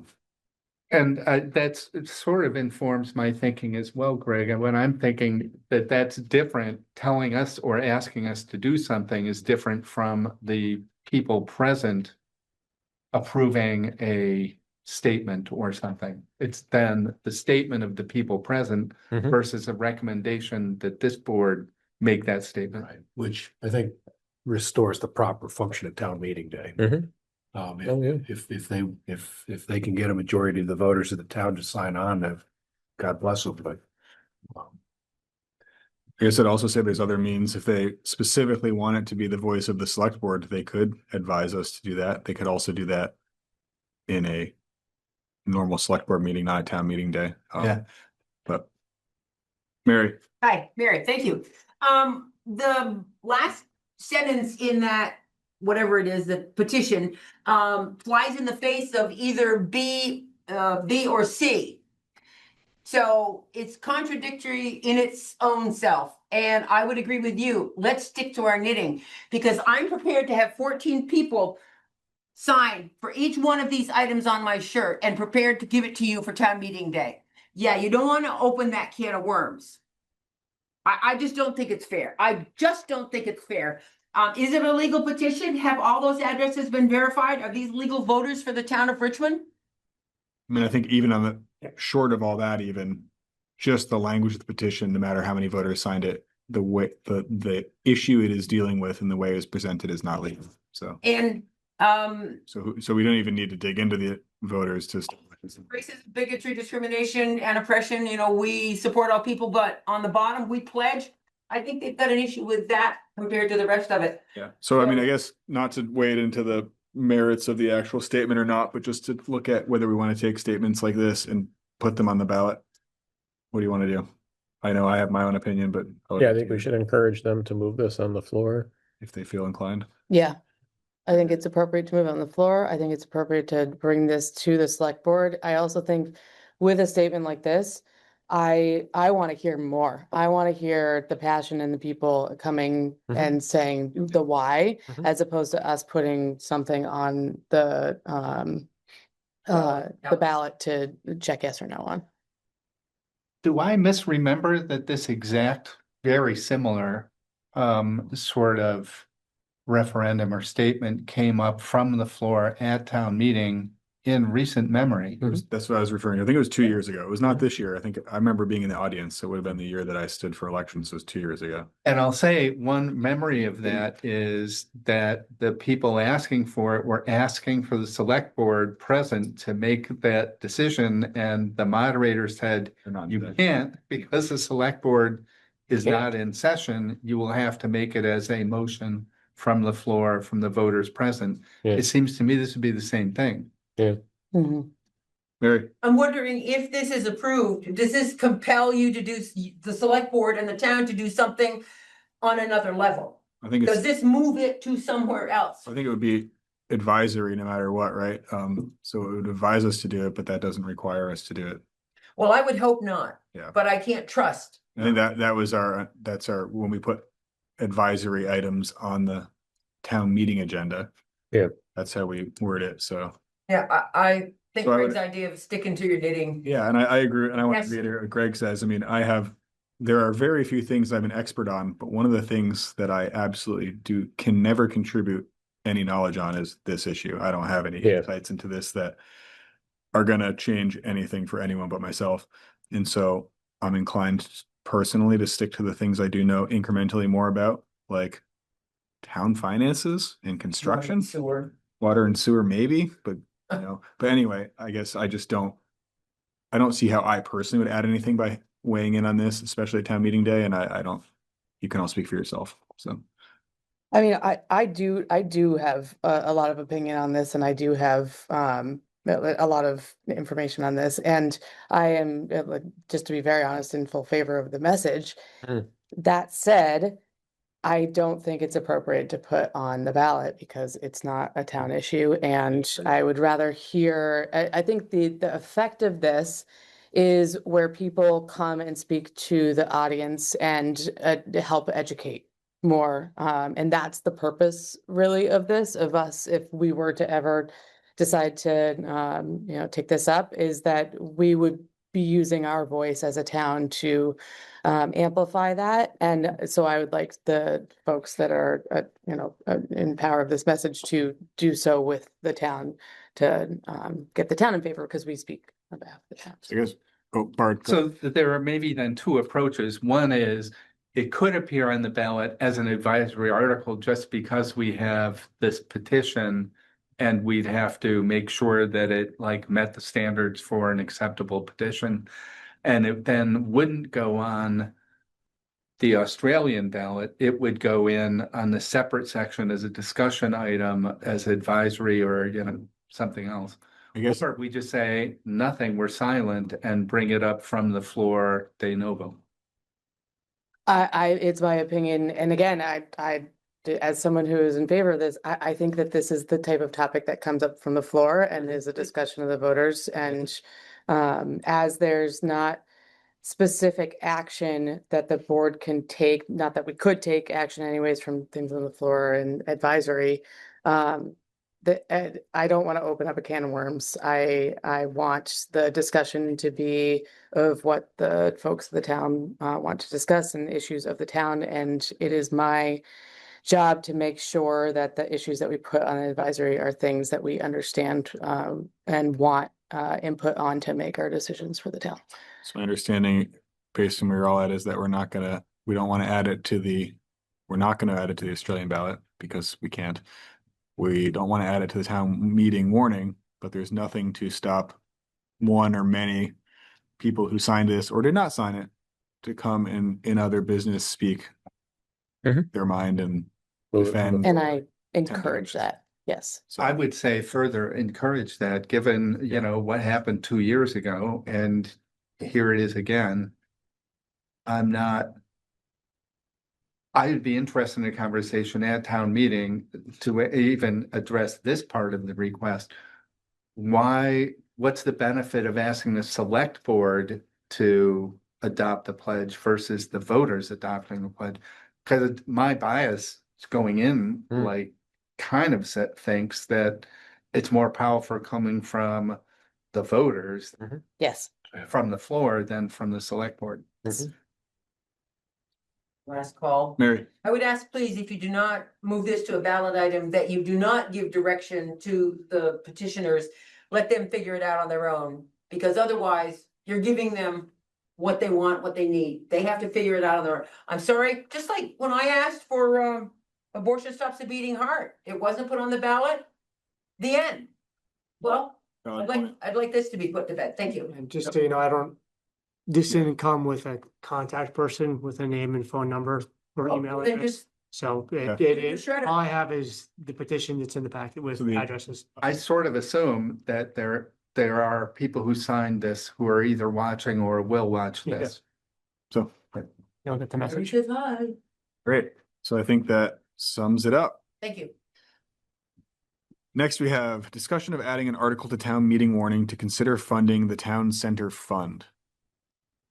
So this was a very last minute addition, intended this to be a discussion. But there's no better way to spur a discussion than to have there be financial stakes I, or I'd stakes. like to speak to the issue unless somebody else has. No, go for it, Greg. I would appreciate that. I understand that over the years, we've taken a few swipes at investing in this structure. And to a lesser degree, the library, which is in better shape at the moment. But that a sort of grand scale plan has failed, at the $10 million vote, bond bill went down, even Gary Resser voted against it.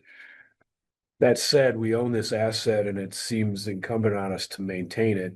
And there are incremental steps we could take to improve the energy performance, general health and well-being in this building that might be better handled by funding the town center fund your reserve fund, and then applying that in increments to solving discrete problems.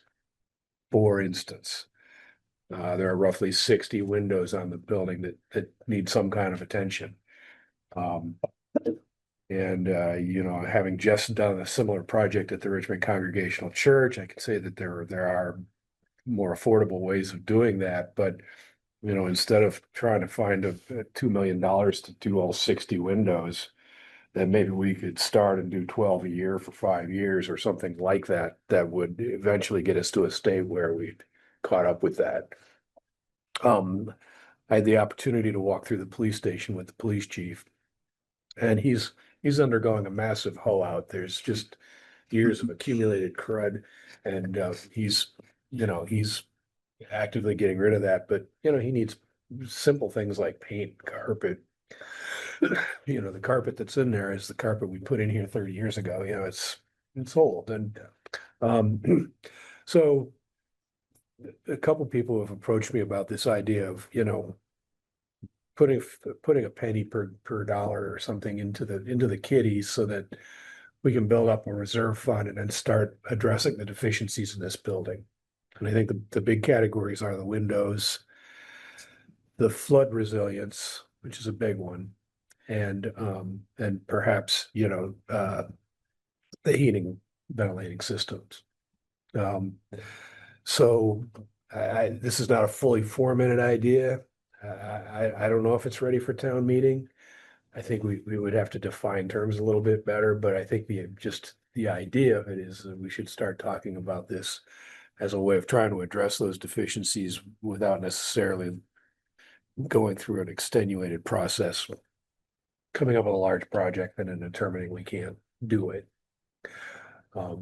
Attendant on that, I'm interested to know, the town has a building manager now, what services he can provide as direct labor versus is his role more of a sort of procurer.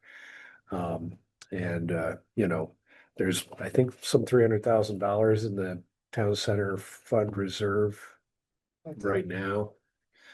Having done a lot of public work with, say, the Army National Guard, what they have like an indefinite quantity, indefinite time kind of contracts where they get a construction manager or an architect or somebody like, somebody who provides a service, and then they tackle these things as they go instead of sort of doing an enormous bid project. There's still competitive procurement within the individual pieces of the puzzle, but just wanted to put this on the table as an alternative to, I just, given what's going on with the sewer plant and the school budget we just saw, it just seems unlikely that we're going to end up with a mega plan that's going to go anywhere, but it still seems prudent to not let the building fall down around our ears. We can't afford to not do anything, but yeah, the big project is probably at least a ways down the road. Well, there are big things, but replacing the windows, that's going to have an immediate benefit on our heating bills. Flood proofing the building, which mostly involves relocating some mechanical equipment. We've had a couple of 100-year floods just in the last 10 years. So Yeah, so the idea of a 1% flood or what we used to call a 100-year flood is, I don't even know if that has meaning anymore. But we could save ourselves a lot of hassle and perhaps a good bit of downtime by just dealing with those kinds of issues proactively. So that's what I know about this. I don't know who brought this forward to you, but I do understand. I have talked to a couple of people about the idea. Yeah, I've heard this idea bounce around, actually. I think you and I chatted very briefly about it. And when I realized you had talked to people about it and I had talked separately, and it seems like an idea that, people are very comfortable with the idea of adding a penny to the tax rate, knowing exactly what that money is going to go towards, and then having this be an asset that kind of everyone in town, whether they voted for the bond or not. I haven't talked to a single person who hasn't acknowledged that we need to do some work on this building at minimum to maintain it above and beyond probably what we have the financial kind of the path planned out for. So this would be a way to kind of incrementally start doing that over the years. Knowing what I know about the cost of construction and where it's been in the last 5 years, the idea that we might move all these functions into a newer building someplace else in town, I have a hard time imagining that we could even get close to doing that for $10 million. And the voters have already told us they don't want us spending that kind of money on this. So at any rate, I think this is something that we could put into the bloodstream for a more fulsome conversation moving forward. I don't know if there's time to get this done before town meeting. I think there's a lot of public education that would have to happen and some detailed research. So there's sort of two take homes maybe from that, Greg. One is that a big project is in many ways a constellation of multiple smaller projects. Exactly so. And the other is start putting money into the kitty because you're going to need money in the kitty to start pecking away at those component smaller projects. So that said, how do we feel about this? And is 1 cent the right figure?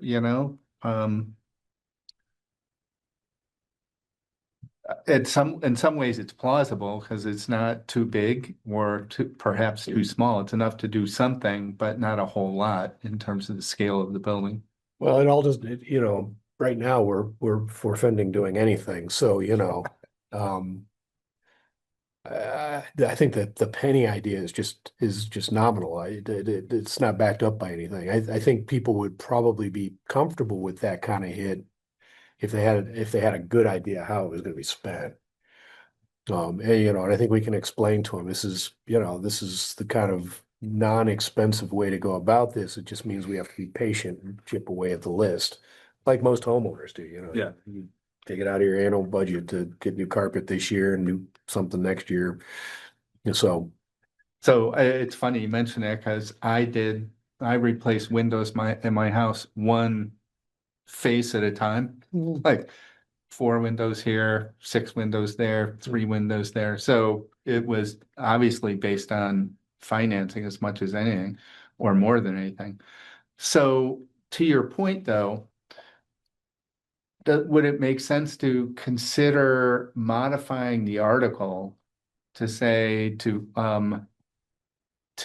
support, incremental projects or something, in the town center? Well, we have a budgetary process that includes planning for the town center. And I think it's reasonable to go to the voters and say, we need to fund this up because we've got a list of stuff that's coming around and we're going to have to deal with it.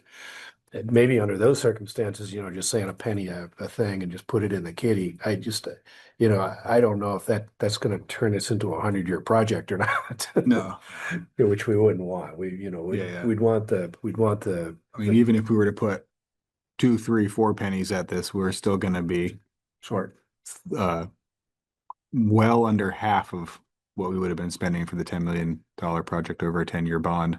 Yeah. So a penny or two gives us the ability to put a big dent in a lot of these, easy to bite off pieces while also being significantly easier to stomach from the tax perspective. Well, that's what I'm sort of questioning. Does it make sense to add something? Because if I read this and if I haven't heard anything, I walk into the voting booth to add a penny to approve funding a town center reserve fund for what? And beyond the public education, let's observe that there are other people who are not gonna pay a lot of attention to that. Right. And they may walk into the voting booth and this is what their entire education is, the article. Right, so, you know, if I was kind of describing what's in my basket of things, I mean, the big ones would be, you know, energy improvements via replacing the windows, planning for flood resilience by reconfiguring the building mechanicals.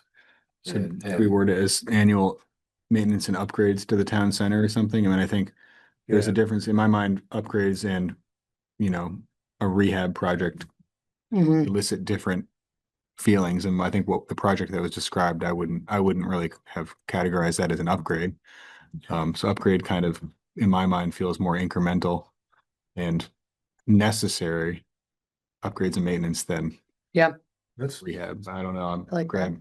What do you think? Before you guys get too far down that road, I'm trying to find here, but if we raise it to go into the town center reserve fund, the town center reserve fund was sort of reauthorized by voters about 5 years ago. And that had very specific language about what that fund could be used for. Yeah. So if you're gonna put Put it in there. it would be So it's tricky to already put further been stated. restrictions onto money that goes in the town Yeah, center reserve that- fund. So that, I don't know how to do that by tomorrow afternoon. So. Yeah, I don't think it's gonna happen. I don't think So if you wanted to, I think if you wanted to put it on this year's ballot, the simplest thing would be, hey, it's 1 cent to raise money to go back into the town center fund, which is already established. It has guidelines on it. Yeah. If you wanted to make a separate reserve fund where that money would go in for like capital projects as voted on by the select board, that would take a little bit more parsing out to get that approved by voters, and we don't have time to put that on the ballot So this year. Can we borrow the language that currently exists? Haven't Probably, reviewed the but I town just don't center have time. reserve fund. You guys have to vote on this by tomorrow. Yeah. So I don't have time to make sure that that's like good by this time tomorrow, No, I like is this. sort of my point. So, Well, my- let's not go off half-cocked, because I Yeah, I think agree. if we want popular support, we're gonna have to be prepared to Right. answer the town center reserve fund does have pretty broad ability to maintain and upgrade this building.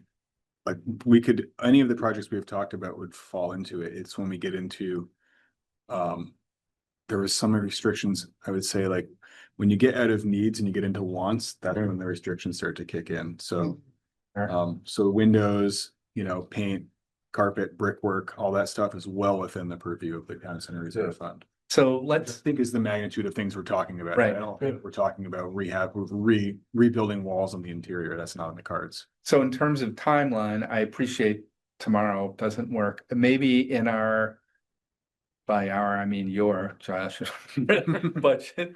We would advise him. The to do town that. budget presentations, when you get to this, by then, it's however far away that is, that's another week or two, right? To put this into the slide deck to say, here's what this article is about and what is allowed for the town center reserve fund. Sure. So I think if you wanted to put something in that said, so the voters of the town of Richmond approved funding the town center reserve fund by adding 1 cent to the municipal tax rate in FY27, that's your article. And then we explain that it's the idea is to go towards larger capital projects. We can explain that in 2 budget meetings. Yeah. That's totally doable. If you wanted to create a different reserve fund with different restrictions, that. But as you start to talk about in the article, that's where I get a little concerned. So just to refresh Fair. everybody's That memory, makes sense. the town center reserve fund, as was on the ballot in 2020, was to be used to pay in whole or in part. Let me just share the screen, actually. It'll probably be a lot easier.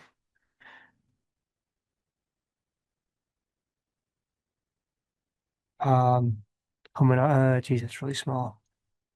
Let me see if I can download that. No, a second. Make it bigger. Okay. Yeah, there are some screen questions while he looks. So there you go. So that's the article that passed in 2020. You see, so Part utilities, insurance, town center building, and maintenance planning, capital costs of the town center building and library building. So Gene, first question, not in favor of being decided at town meeting. This would put it on the ballot, so it would be voted on by everyone who voted. That was from the last. Why is that coming? Oh, sorry, Gene. And the one Wrong- above, wrong I think, is question. the although I'm not sure what Ian meant. I think that was about that was No, about the other item. I know, but I'm Oh. not sure what it meant about Which- that last topic. Oh, yeah. Which, So storm windows and in replacement, I mean, we don't really have time to cover that. at the moment, but there is a lot of discussions about that and yeah, I think part of the goal will be to find a way to rehab these windows in a way that we were not replacing them with expensive custom windows, whether that was storm windows or new sashes. That's not really within the purview of the select board at this moment, but yes, that is the type of discussions we are seeking to have to make this project happen in a more cost-conscious, effective way. And maybe mention also what other funds have and do go into the town center reserve fund. Yeah, I can pull that up right here, actually. So there's a weird lag here. So this is a look at the FY25 ins and outs of the fund. So it's mostly funded by rents from the town center. I'm trying to make this bigger, bear with me. I have a gremlin somewhere because nothing's working the way I want it to work. Speakers work. I tested them earlier today, but so traditionally it's funded by income from the rents. Post office at about $100,000. MMC TV rent 15,000. Library room rentals we added a couple years ago for 15,000. So in FY25 there's about $136,000, and it's all non-tax money. So there's no tax increase for this funding. We had about $66,000 in total expenses: building maintenance, utilities, insurance work, maintenance work at the library. Pay your utilities out of this fund? It's part of the budget. That's part of how we offset the revenue. Part of the idea is the utilities. I think it's only a percentage of the utilities to pay for the utilities for the tenants. Correct. Okay, I remember that. Never mind. So hopefully that, Chelsea, helps answer how it already is funded and what it's being used on. Do you want me to go back to where do you want me to go? If I can go back to the other article. Yeah, can you go back to the article Yeah. so we can see what restrictions would be on this money if it were to Yeah. be placed in that fund? I think that's kind of the critical question, right? Which goes into the PowerPoint ostensibly, whatever this is. There's some sort of weird In whole or in lag. part, utilities or insurance and maintenance, planning and capital costs of the town center building. In my mind, maintenance, planning and capital costs is pretty inclusive. Capital costs would include Yep. any capital projects, right? So that That's goes pointing to brick is maintenance, Yeah.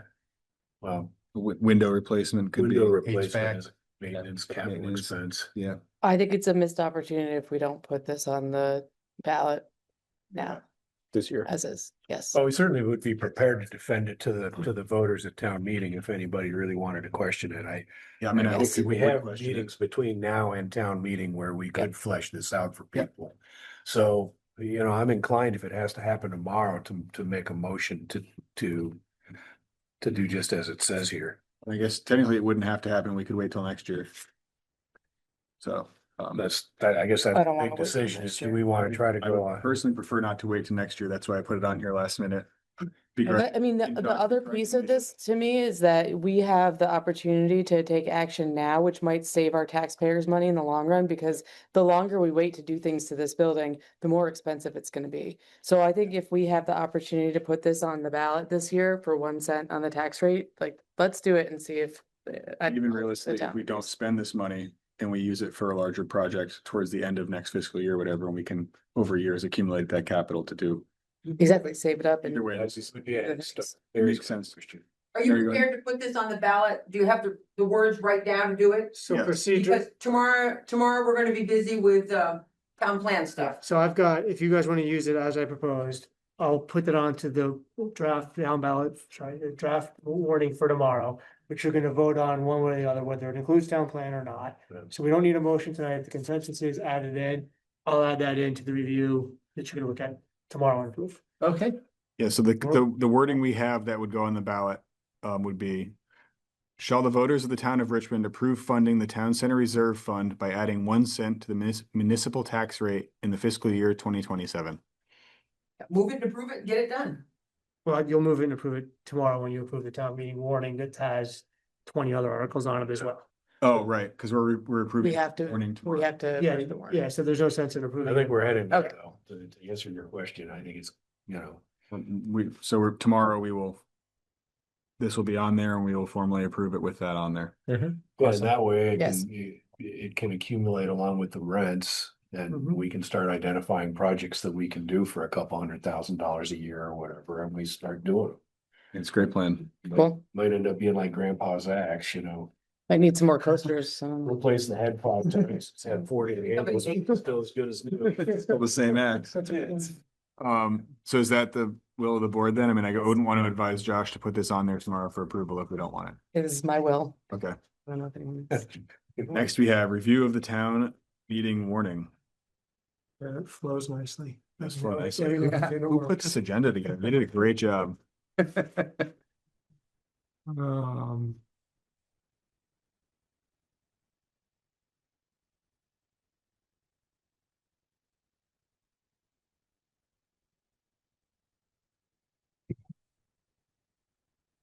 so get the right version up here.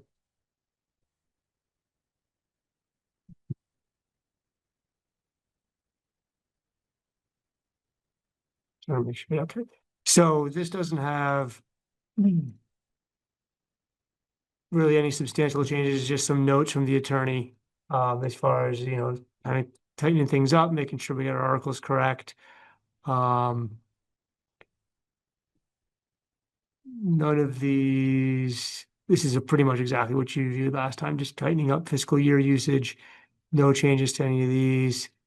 And I think there's no changes down here other than noting fiscal years.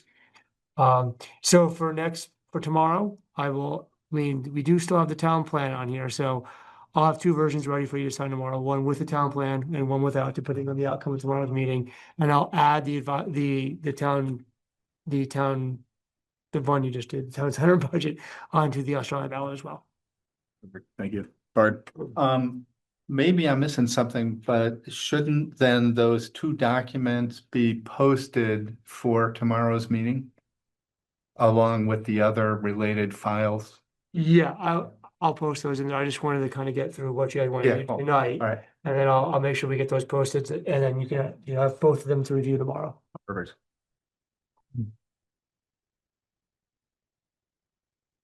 Great. Next, we have consideration of approving a finance director job description. As opposed to approving a contract for a finance director. Contract yet. So let me just Tom, catch up. can you bring up the job description? Yeah, for us? I I'll just- admit, this is one of the ones that I meant to read and I lost track of time and did not review. First, I think. Let me find it.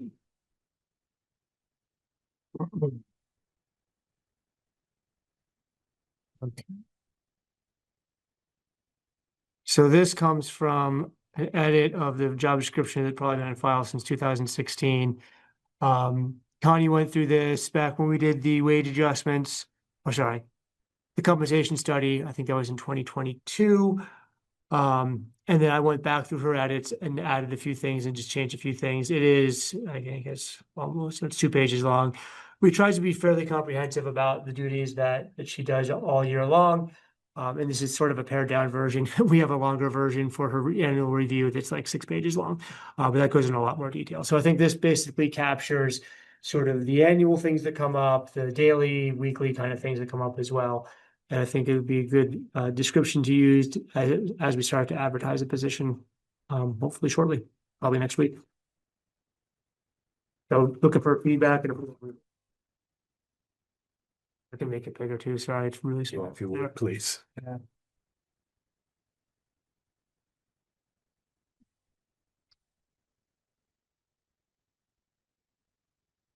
Use an order of necessity, or is this just? I'm not sure if they're necessarily order of necessity. I mean, but it's sort of generally grouped by responsibilities for all town departments. So items that the director does for everything from water, sewer to police, highway. There's some human resource and payroll duties, since we don't have an HR director, that then a lot of the onboarding and keeping track of things like insurance, health insurance falls to this person. Tax administration for proposed tax rates for the select board, monthly statements to property owners for taxes. We also have water resource department, similar administration there, but for water bills, accounts payable is every 2 weeks, preparing all the warrants with the board, cutting all the checks when that's all done. Grants and reimbursements, sort of ongoing for the larger grants and loan projects that we have. I didn't see it, and maybe I'm missing it, is mention of the financial management platform that we use. Attending and learning classes, particularly with NEMRIC. Oh, where is that? Well, it's down here. It's under sort of non-essential. There's attending learning experience classes, in particular NEMRIC with updates to state report requirements. But I could add something. Well, it seems like an essential function is using NEMRIC, right? It is. I'll add something above that about becoming proficient in the NEMRIC software. You got a working petition. As well as the boilerplate, Excel. Finance, yeah, financial stuff. I'm not super familiar with job descriptions as it relates to like town roles. Are we required to write everything under the sun that they could be doing? Or like, if I saw this, I'd be like, no, thank you. We just gone through this process. If I saw this, I'd be like, nah, I'm good. Yeah. Well, But but somebody familiar with finance would look at this and be like, oh, yeah, I can do that. I mean, it really doesn't even encompass everything. Right, and that's the yeah. thing. So like I guess like what's the point of it? Like is the point to like legally make sure that we have the things that we've stated as part of the job description so that they adhere to that? Or is the point to recruit and find someone in terms of some key aspects that we want them to have as qualifications? Because like to me, this is the like legal version versus like the version that we put out to find someone is. Yeah, I mean, I think we'd have an ad that would sort of summarize the position, but if they wanted to know, okay, what's the job description, what's the nuts and the bolts? Yeah. This would also be posted so they can Right. go, but yeah, I think a higher level summary to kind of pique the interest in 7 days as people are perusing that, we're not gonna post this there. Great. But Great, I think okay. this will be the reference, so when they're hired, this is what you're expected to do.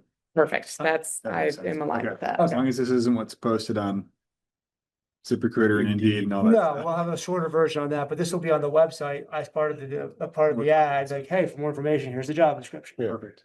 Okay. The person we have now is doing just all this, right? Yeah, I'm less concerned about the items here and more concerned about the just like general volume and the way that people look for things. And yeah, No, that makes- stuff looks great. Okay, and I'll add some stuff in there about NEMRIC and Excel and other programs as well under the. It's under the Required. qualifications now. It says Microsoft. And that would be, I think, sort of higher level. That's something would make the cut. I Yeah. want you to know those things. Yeah. Yeah, like that's a Reconcile diesel fuel usage monthly. You know, That's a it's task important, within the but role. it's a task. Yeah. Sure. I know you have 2 Harvard degrees in finance, but have you ever reconciled diesel fuel use? Yeah. Mary, go ahead. Thing that says non-essential function, you might as well put making post up there. If they have to do it in their job, it's an essential function. Down at the bottom is, I have a degree in HR, down at the bottom is where you put, and all other duties assigned by select board or town manager. We'll bring coffee Not to as- town manager. Post in there and see what kind of a response you get. We're gonna That's a non-essential function. Some good toast, I would hope, but. Well, I actually think it's a really good point. I stumbled over this and it's so small. Why wouldn't we just move those 2 bullets up to the previous section? Yeah, I'll just add them in the previous section. Non-essential function, none. Toast. It's just remove. The other way you could handle it is just make it part of the compensation package that the town will pay them for doing this. Or they'll pay the fees for the class or whatever. Yeah. I know. I'll change that. So I'll change it so it's another heading under here that's, other duties. Attending the member classes, other duties as assigned. Making toast. Bringing coffee. Coffee and eggs. Yeah, it's a I just subheader. make sure that they don't say like, oh, they didn't say reconciling the gas logs, only the diesel logs. Like, I just want to make sure we don't get into something like, I don't think we're going to, but other duties as assigned does, Within its financial nature. right, does cover us, not toast, unless they want to make Not toast. making toast. No, And there should be a period after that. yes, there should be. After toast. No, it's not. Can't let it go. Okay. Thank you, Josh. Thank you, Mary. Next, we have final item, the update on the research to explore replacing the 2 current electric vehicle supply stations with 2 level 3 stations. So Josh has done a ton of digging on this, and it looks like we actually have some options that would cost the town $0. Oh, really? Yeah, I actually do, yeah, so. it's ideal, because that's what we want. And I know I've got more, but I did go to the meeting, which was 2 Fridays ago, with Green Mountain Power and CCRPC to get some more information on grants that could come our way. So first off, the price tag is fairly large. It's like $700,000 for level 2 or level 3 charging stations. And these grants, there's a NEVI grant that would fund, you'd have to have 4 ports, so it would be 2 pedestals, each with 2 ports. The interesting thing about the way it's structured is there's a 20% match, but that match is usually paid for by the provider. So in this case, it would be like, let's say we stick with ChargePoint, they would pay the 20% match and then basically own the pedestals, own the power, own the whole thing. The town doesn't have to do anything with it. Right now, we own that and we have to set the rates and manage it. So I actually kind of like that setup better because I think I don't want to manage ports out there. So they're looking to do it more. They're gonna go too far. Go ahead. Did I hear the right number? Yeah, 700,000, give or take. It's huge because it's all phase, what is it? It's higher power. They have to run it across the street. They have to put a new transformer in. Let's be honest, quite because common. there's grant funding. It's just a really huge welder power supply with like different output Is that all? voltages and like a big cable going to, I mean, it's not $700,000 worth of stuff. And if it's not the town's money, It's not a great, yeah, I agree though. if we don't have to come up with the $700,000. Or manage it.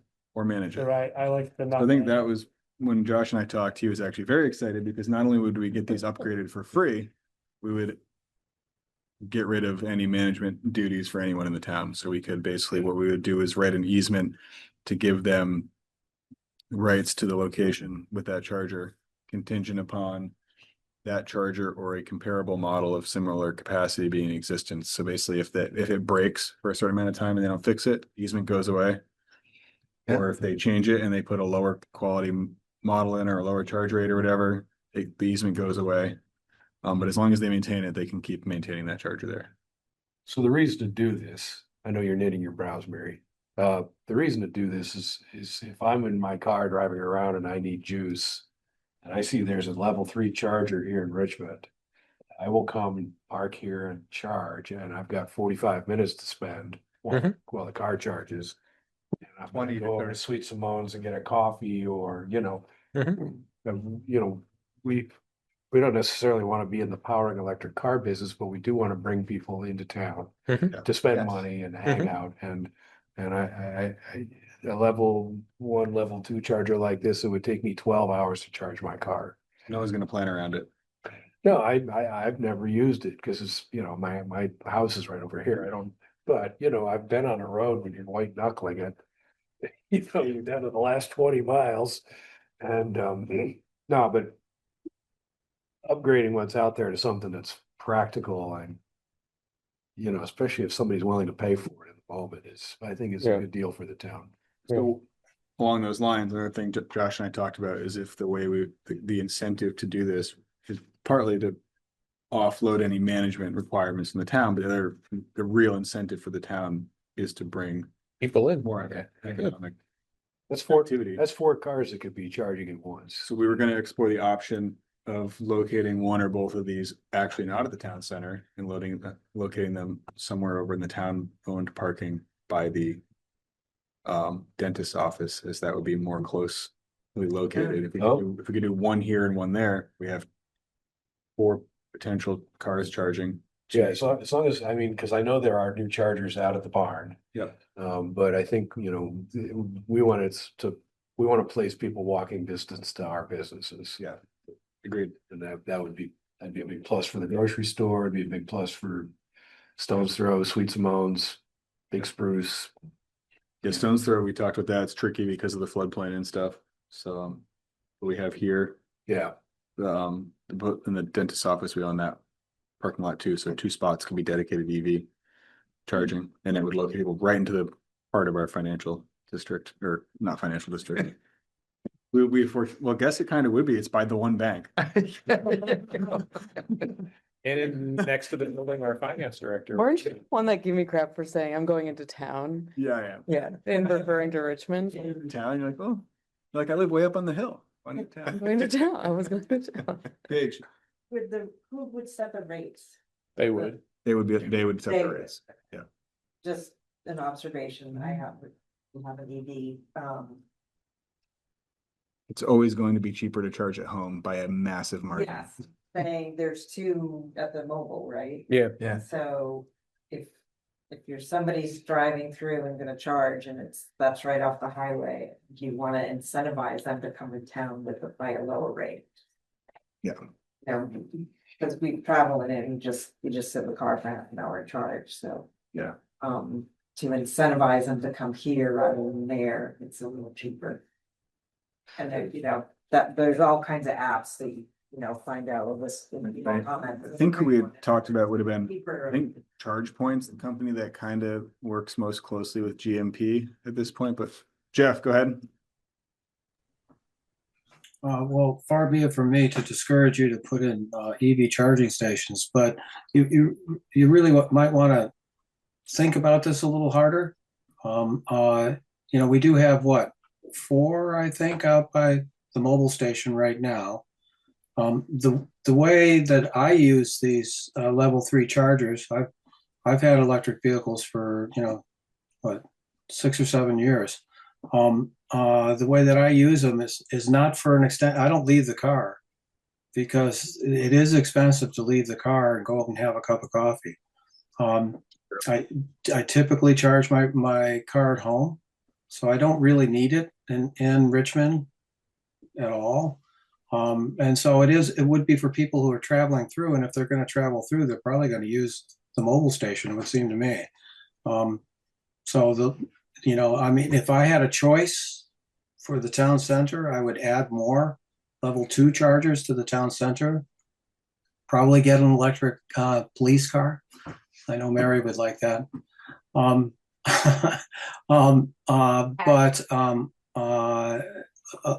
level 3 charger in the village, I'm surprised that Green Mountain Power would be encouraging it because they take a lot of juice, like a lot of juice. They use a lot of power in a very short period of time. So one place where you might be able to get some more information on this is Drive Electric Vermont. And I would look to them to understand better whether they think this would be a good location for one or not. And I guess to that point, Green Mountain Power and CCRPC did send me a few follow-up emails I haven't had a chance to really dig into yet with some more information. And the way my understanding of the way the grant is structured is it's sort of almost more of a conversation with the granting agency about, is your location a good location versus other locations in the state, and should that work out? So it's not really a typical grant where you just submit it. It's more of a, here's what we have, what do you guys think? And you kind of figure out, does it make sense? To your point, Jeff, they might come back and say, that's a great location, or it's not, or how about this other spot? But we're not looking for action or a decision. It's just an update on the research where we continue. So that is not inconsistent with this. Does it make sense to keep pursuing that with them? I would imagine that they are researching or digging into where these are needed and establishing a map. And if this isn't where they're needed, then that's a good point. Why would we do it? And if, Well, the park and ride would be an ideal location, probably. There's nothing going on out there, but I don't see how that benefits the town necessarily. Well, I actually asked about the park and ride because you guys asked about that at the last meeting. And they said that, they're trying to get away from park and rides. They want them more so focused in a village center where people have a little bit more of amenities to go explore while they're charging. Okay. You see them in shopping. Yeah.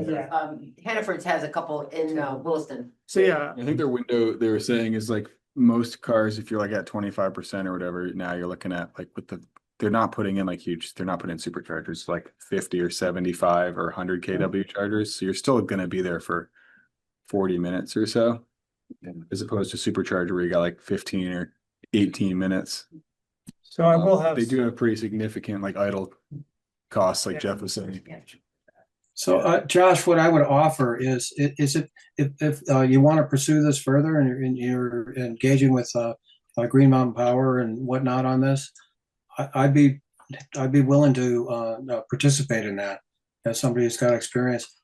Former town energy coordinator. Maybe he would even take it on. Yeah. Yeah. No, that'd be great. I'd love to have you talk with them in more detail and get more information because yeah, I don't have a ton of capacity to look into this, but it didn't take a lot to take the hour-long meeting, but it could balloon if we really go down this road. Next item on the agenda is consideration of approving a new position of town EV charger administrator. No. I nominate that. Seriously, so I know I've got a few emails sitting in my inbox I have to review. I can bring that back to the board as far as an update and then sort of see what are the next steps for pursuing this with the granting agency. And if it's something you really want to dig into, then I would certainly take Jeff up on his offer there. Cool. Yeah. It's worth pursuing, right? Yeah. I don't understand this. I drive by the Tesla charging station in Berlin twice a day. And there's nothing there. There's an Applebee's and a gas station and a Comfort Inn. And a Tesla charger. There are always cars charging there. Sometimes it's only 2 or 3. Because Sometimes if it's you're full. coming up from Boston, you can't quite make it to Burlington. It's. I go by at 11 o'clock at night. You can only make it if you don't go 87 miles an hour. Apparently Applebee's is more popular than you might have thought. But when I go by the mobile station, it's rare if I see a car That charger is charging. terrible. It must be I because hooked up to it a bunch of times and it's like, it's always I've like, seen 2 it's cars always there. derated and it's derated and then it derates the total power for both chargers. So if it's like derated to 35 kW and then 2 people plug in, it's like 17.5, which is like our level 2 charger for the F-150 charges faster than that. Well, Charges like 19. So it's like, that charger sucks. but I frequently I see think- cars charging here. I talked about it. I think GMP, they get a really steep discount on the power if they curtail their demand. So they cut their demand to like match GMP's requirements. So the times you would want to charge coming home from work when demand is high, or in the morning when you're going to work when the demand is high, they get cut back to like 30 kW. So if you go there at like noon, charge is great. Hmm. Yeah. The nuances that we got to figure out if EVs actually work, huh? Yeah. Well, I appreciate you going beyond, because the last time we talked about this, it didn't seem at all feasible. So thank you for digging in and looking deeper. I appreciate everything Jeff had to say as well. It's a growing need. Yeah. Yeah, no problem. Yeah. So definitely keep giving us updates and pursuing it, I guess, as time warrants. That makes sense. Yep. Will do. That concludes our regular agenda, and now we have 3 sets of minutes to approve. Mr. Chair, this is David. I move to approve the minutes from the January 5th meeting. This is Bart, I'll second. All those in favor? Bart, aye. Caitlin, I. David, I. Adam, I. Mr. Chair, this is David. I move to approve the minutes from the January 6th meeting. Bart, I'll second. Just to clarify, this is the budget meeting, last budget meeting. Right? 5th was our standard meeting, 6th was the budget meeting. All those in favor? Aye. Caitlin, I. Adam, I. Mr. Chair, this is David. I move to approve the minutes from the January 12th meeting. Bart, second. All those in favor? Aye. Bart, aye. Caitlin, abstain. Isn't there? Greg, aye. Adam, I. So we have no purchase orders tonight. We would need to approve the warrants. Adam, this is David. Move to approve the warrants. Bart, I'll second. Any corrections? No one noticed any corrections? All those in favor? Bart, aye. Caitlin, I. David, I. Greg, aye. Adam, I. A blanket executive session memo, which we do not need to utilize. But we have discussed items. I do have. Oh, I saw that last one. Yeah. I added that on. I apologize. I was wrong. But before we have that, we have the next agenda items. I have 2 things. First thing, we talked a little bit about alerts and notifications. I'd like to dig into that a little bit more for Like warnings. warnings and so forth, and how we do that and where we do that. Urgent. Yeah, might be good to have a further discussion. I can come with some options or assessment or something. I don't know. I feel like we need to talk about it more. We're going to hopefully have another update on engineering progress. With Yep. Southview. I'd also like to request that we add an agenda item to discuss our fair and impartial policing policy and potential protocols for town facilities, given the recent immigration enforcement activity in other states. I've been doing some research. I'm going to meet with Josh and Chief Cohen this week and talk through a little more detail, and I'd like to have a discussion and bring some things for us to consider potentially. Thanks for bringing that. Yeah. Anything else? Greg, David? Card? Feel free to add things over the next 2 weeks.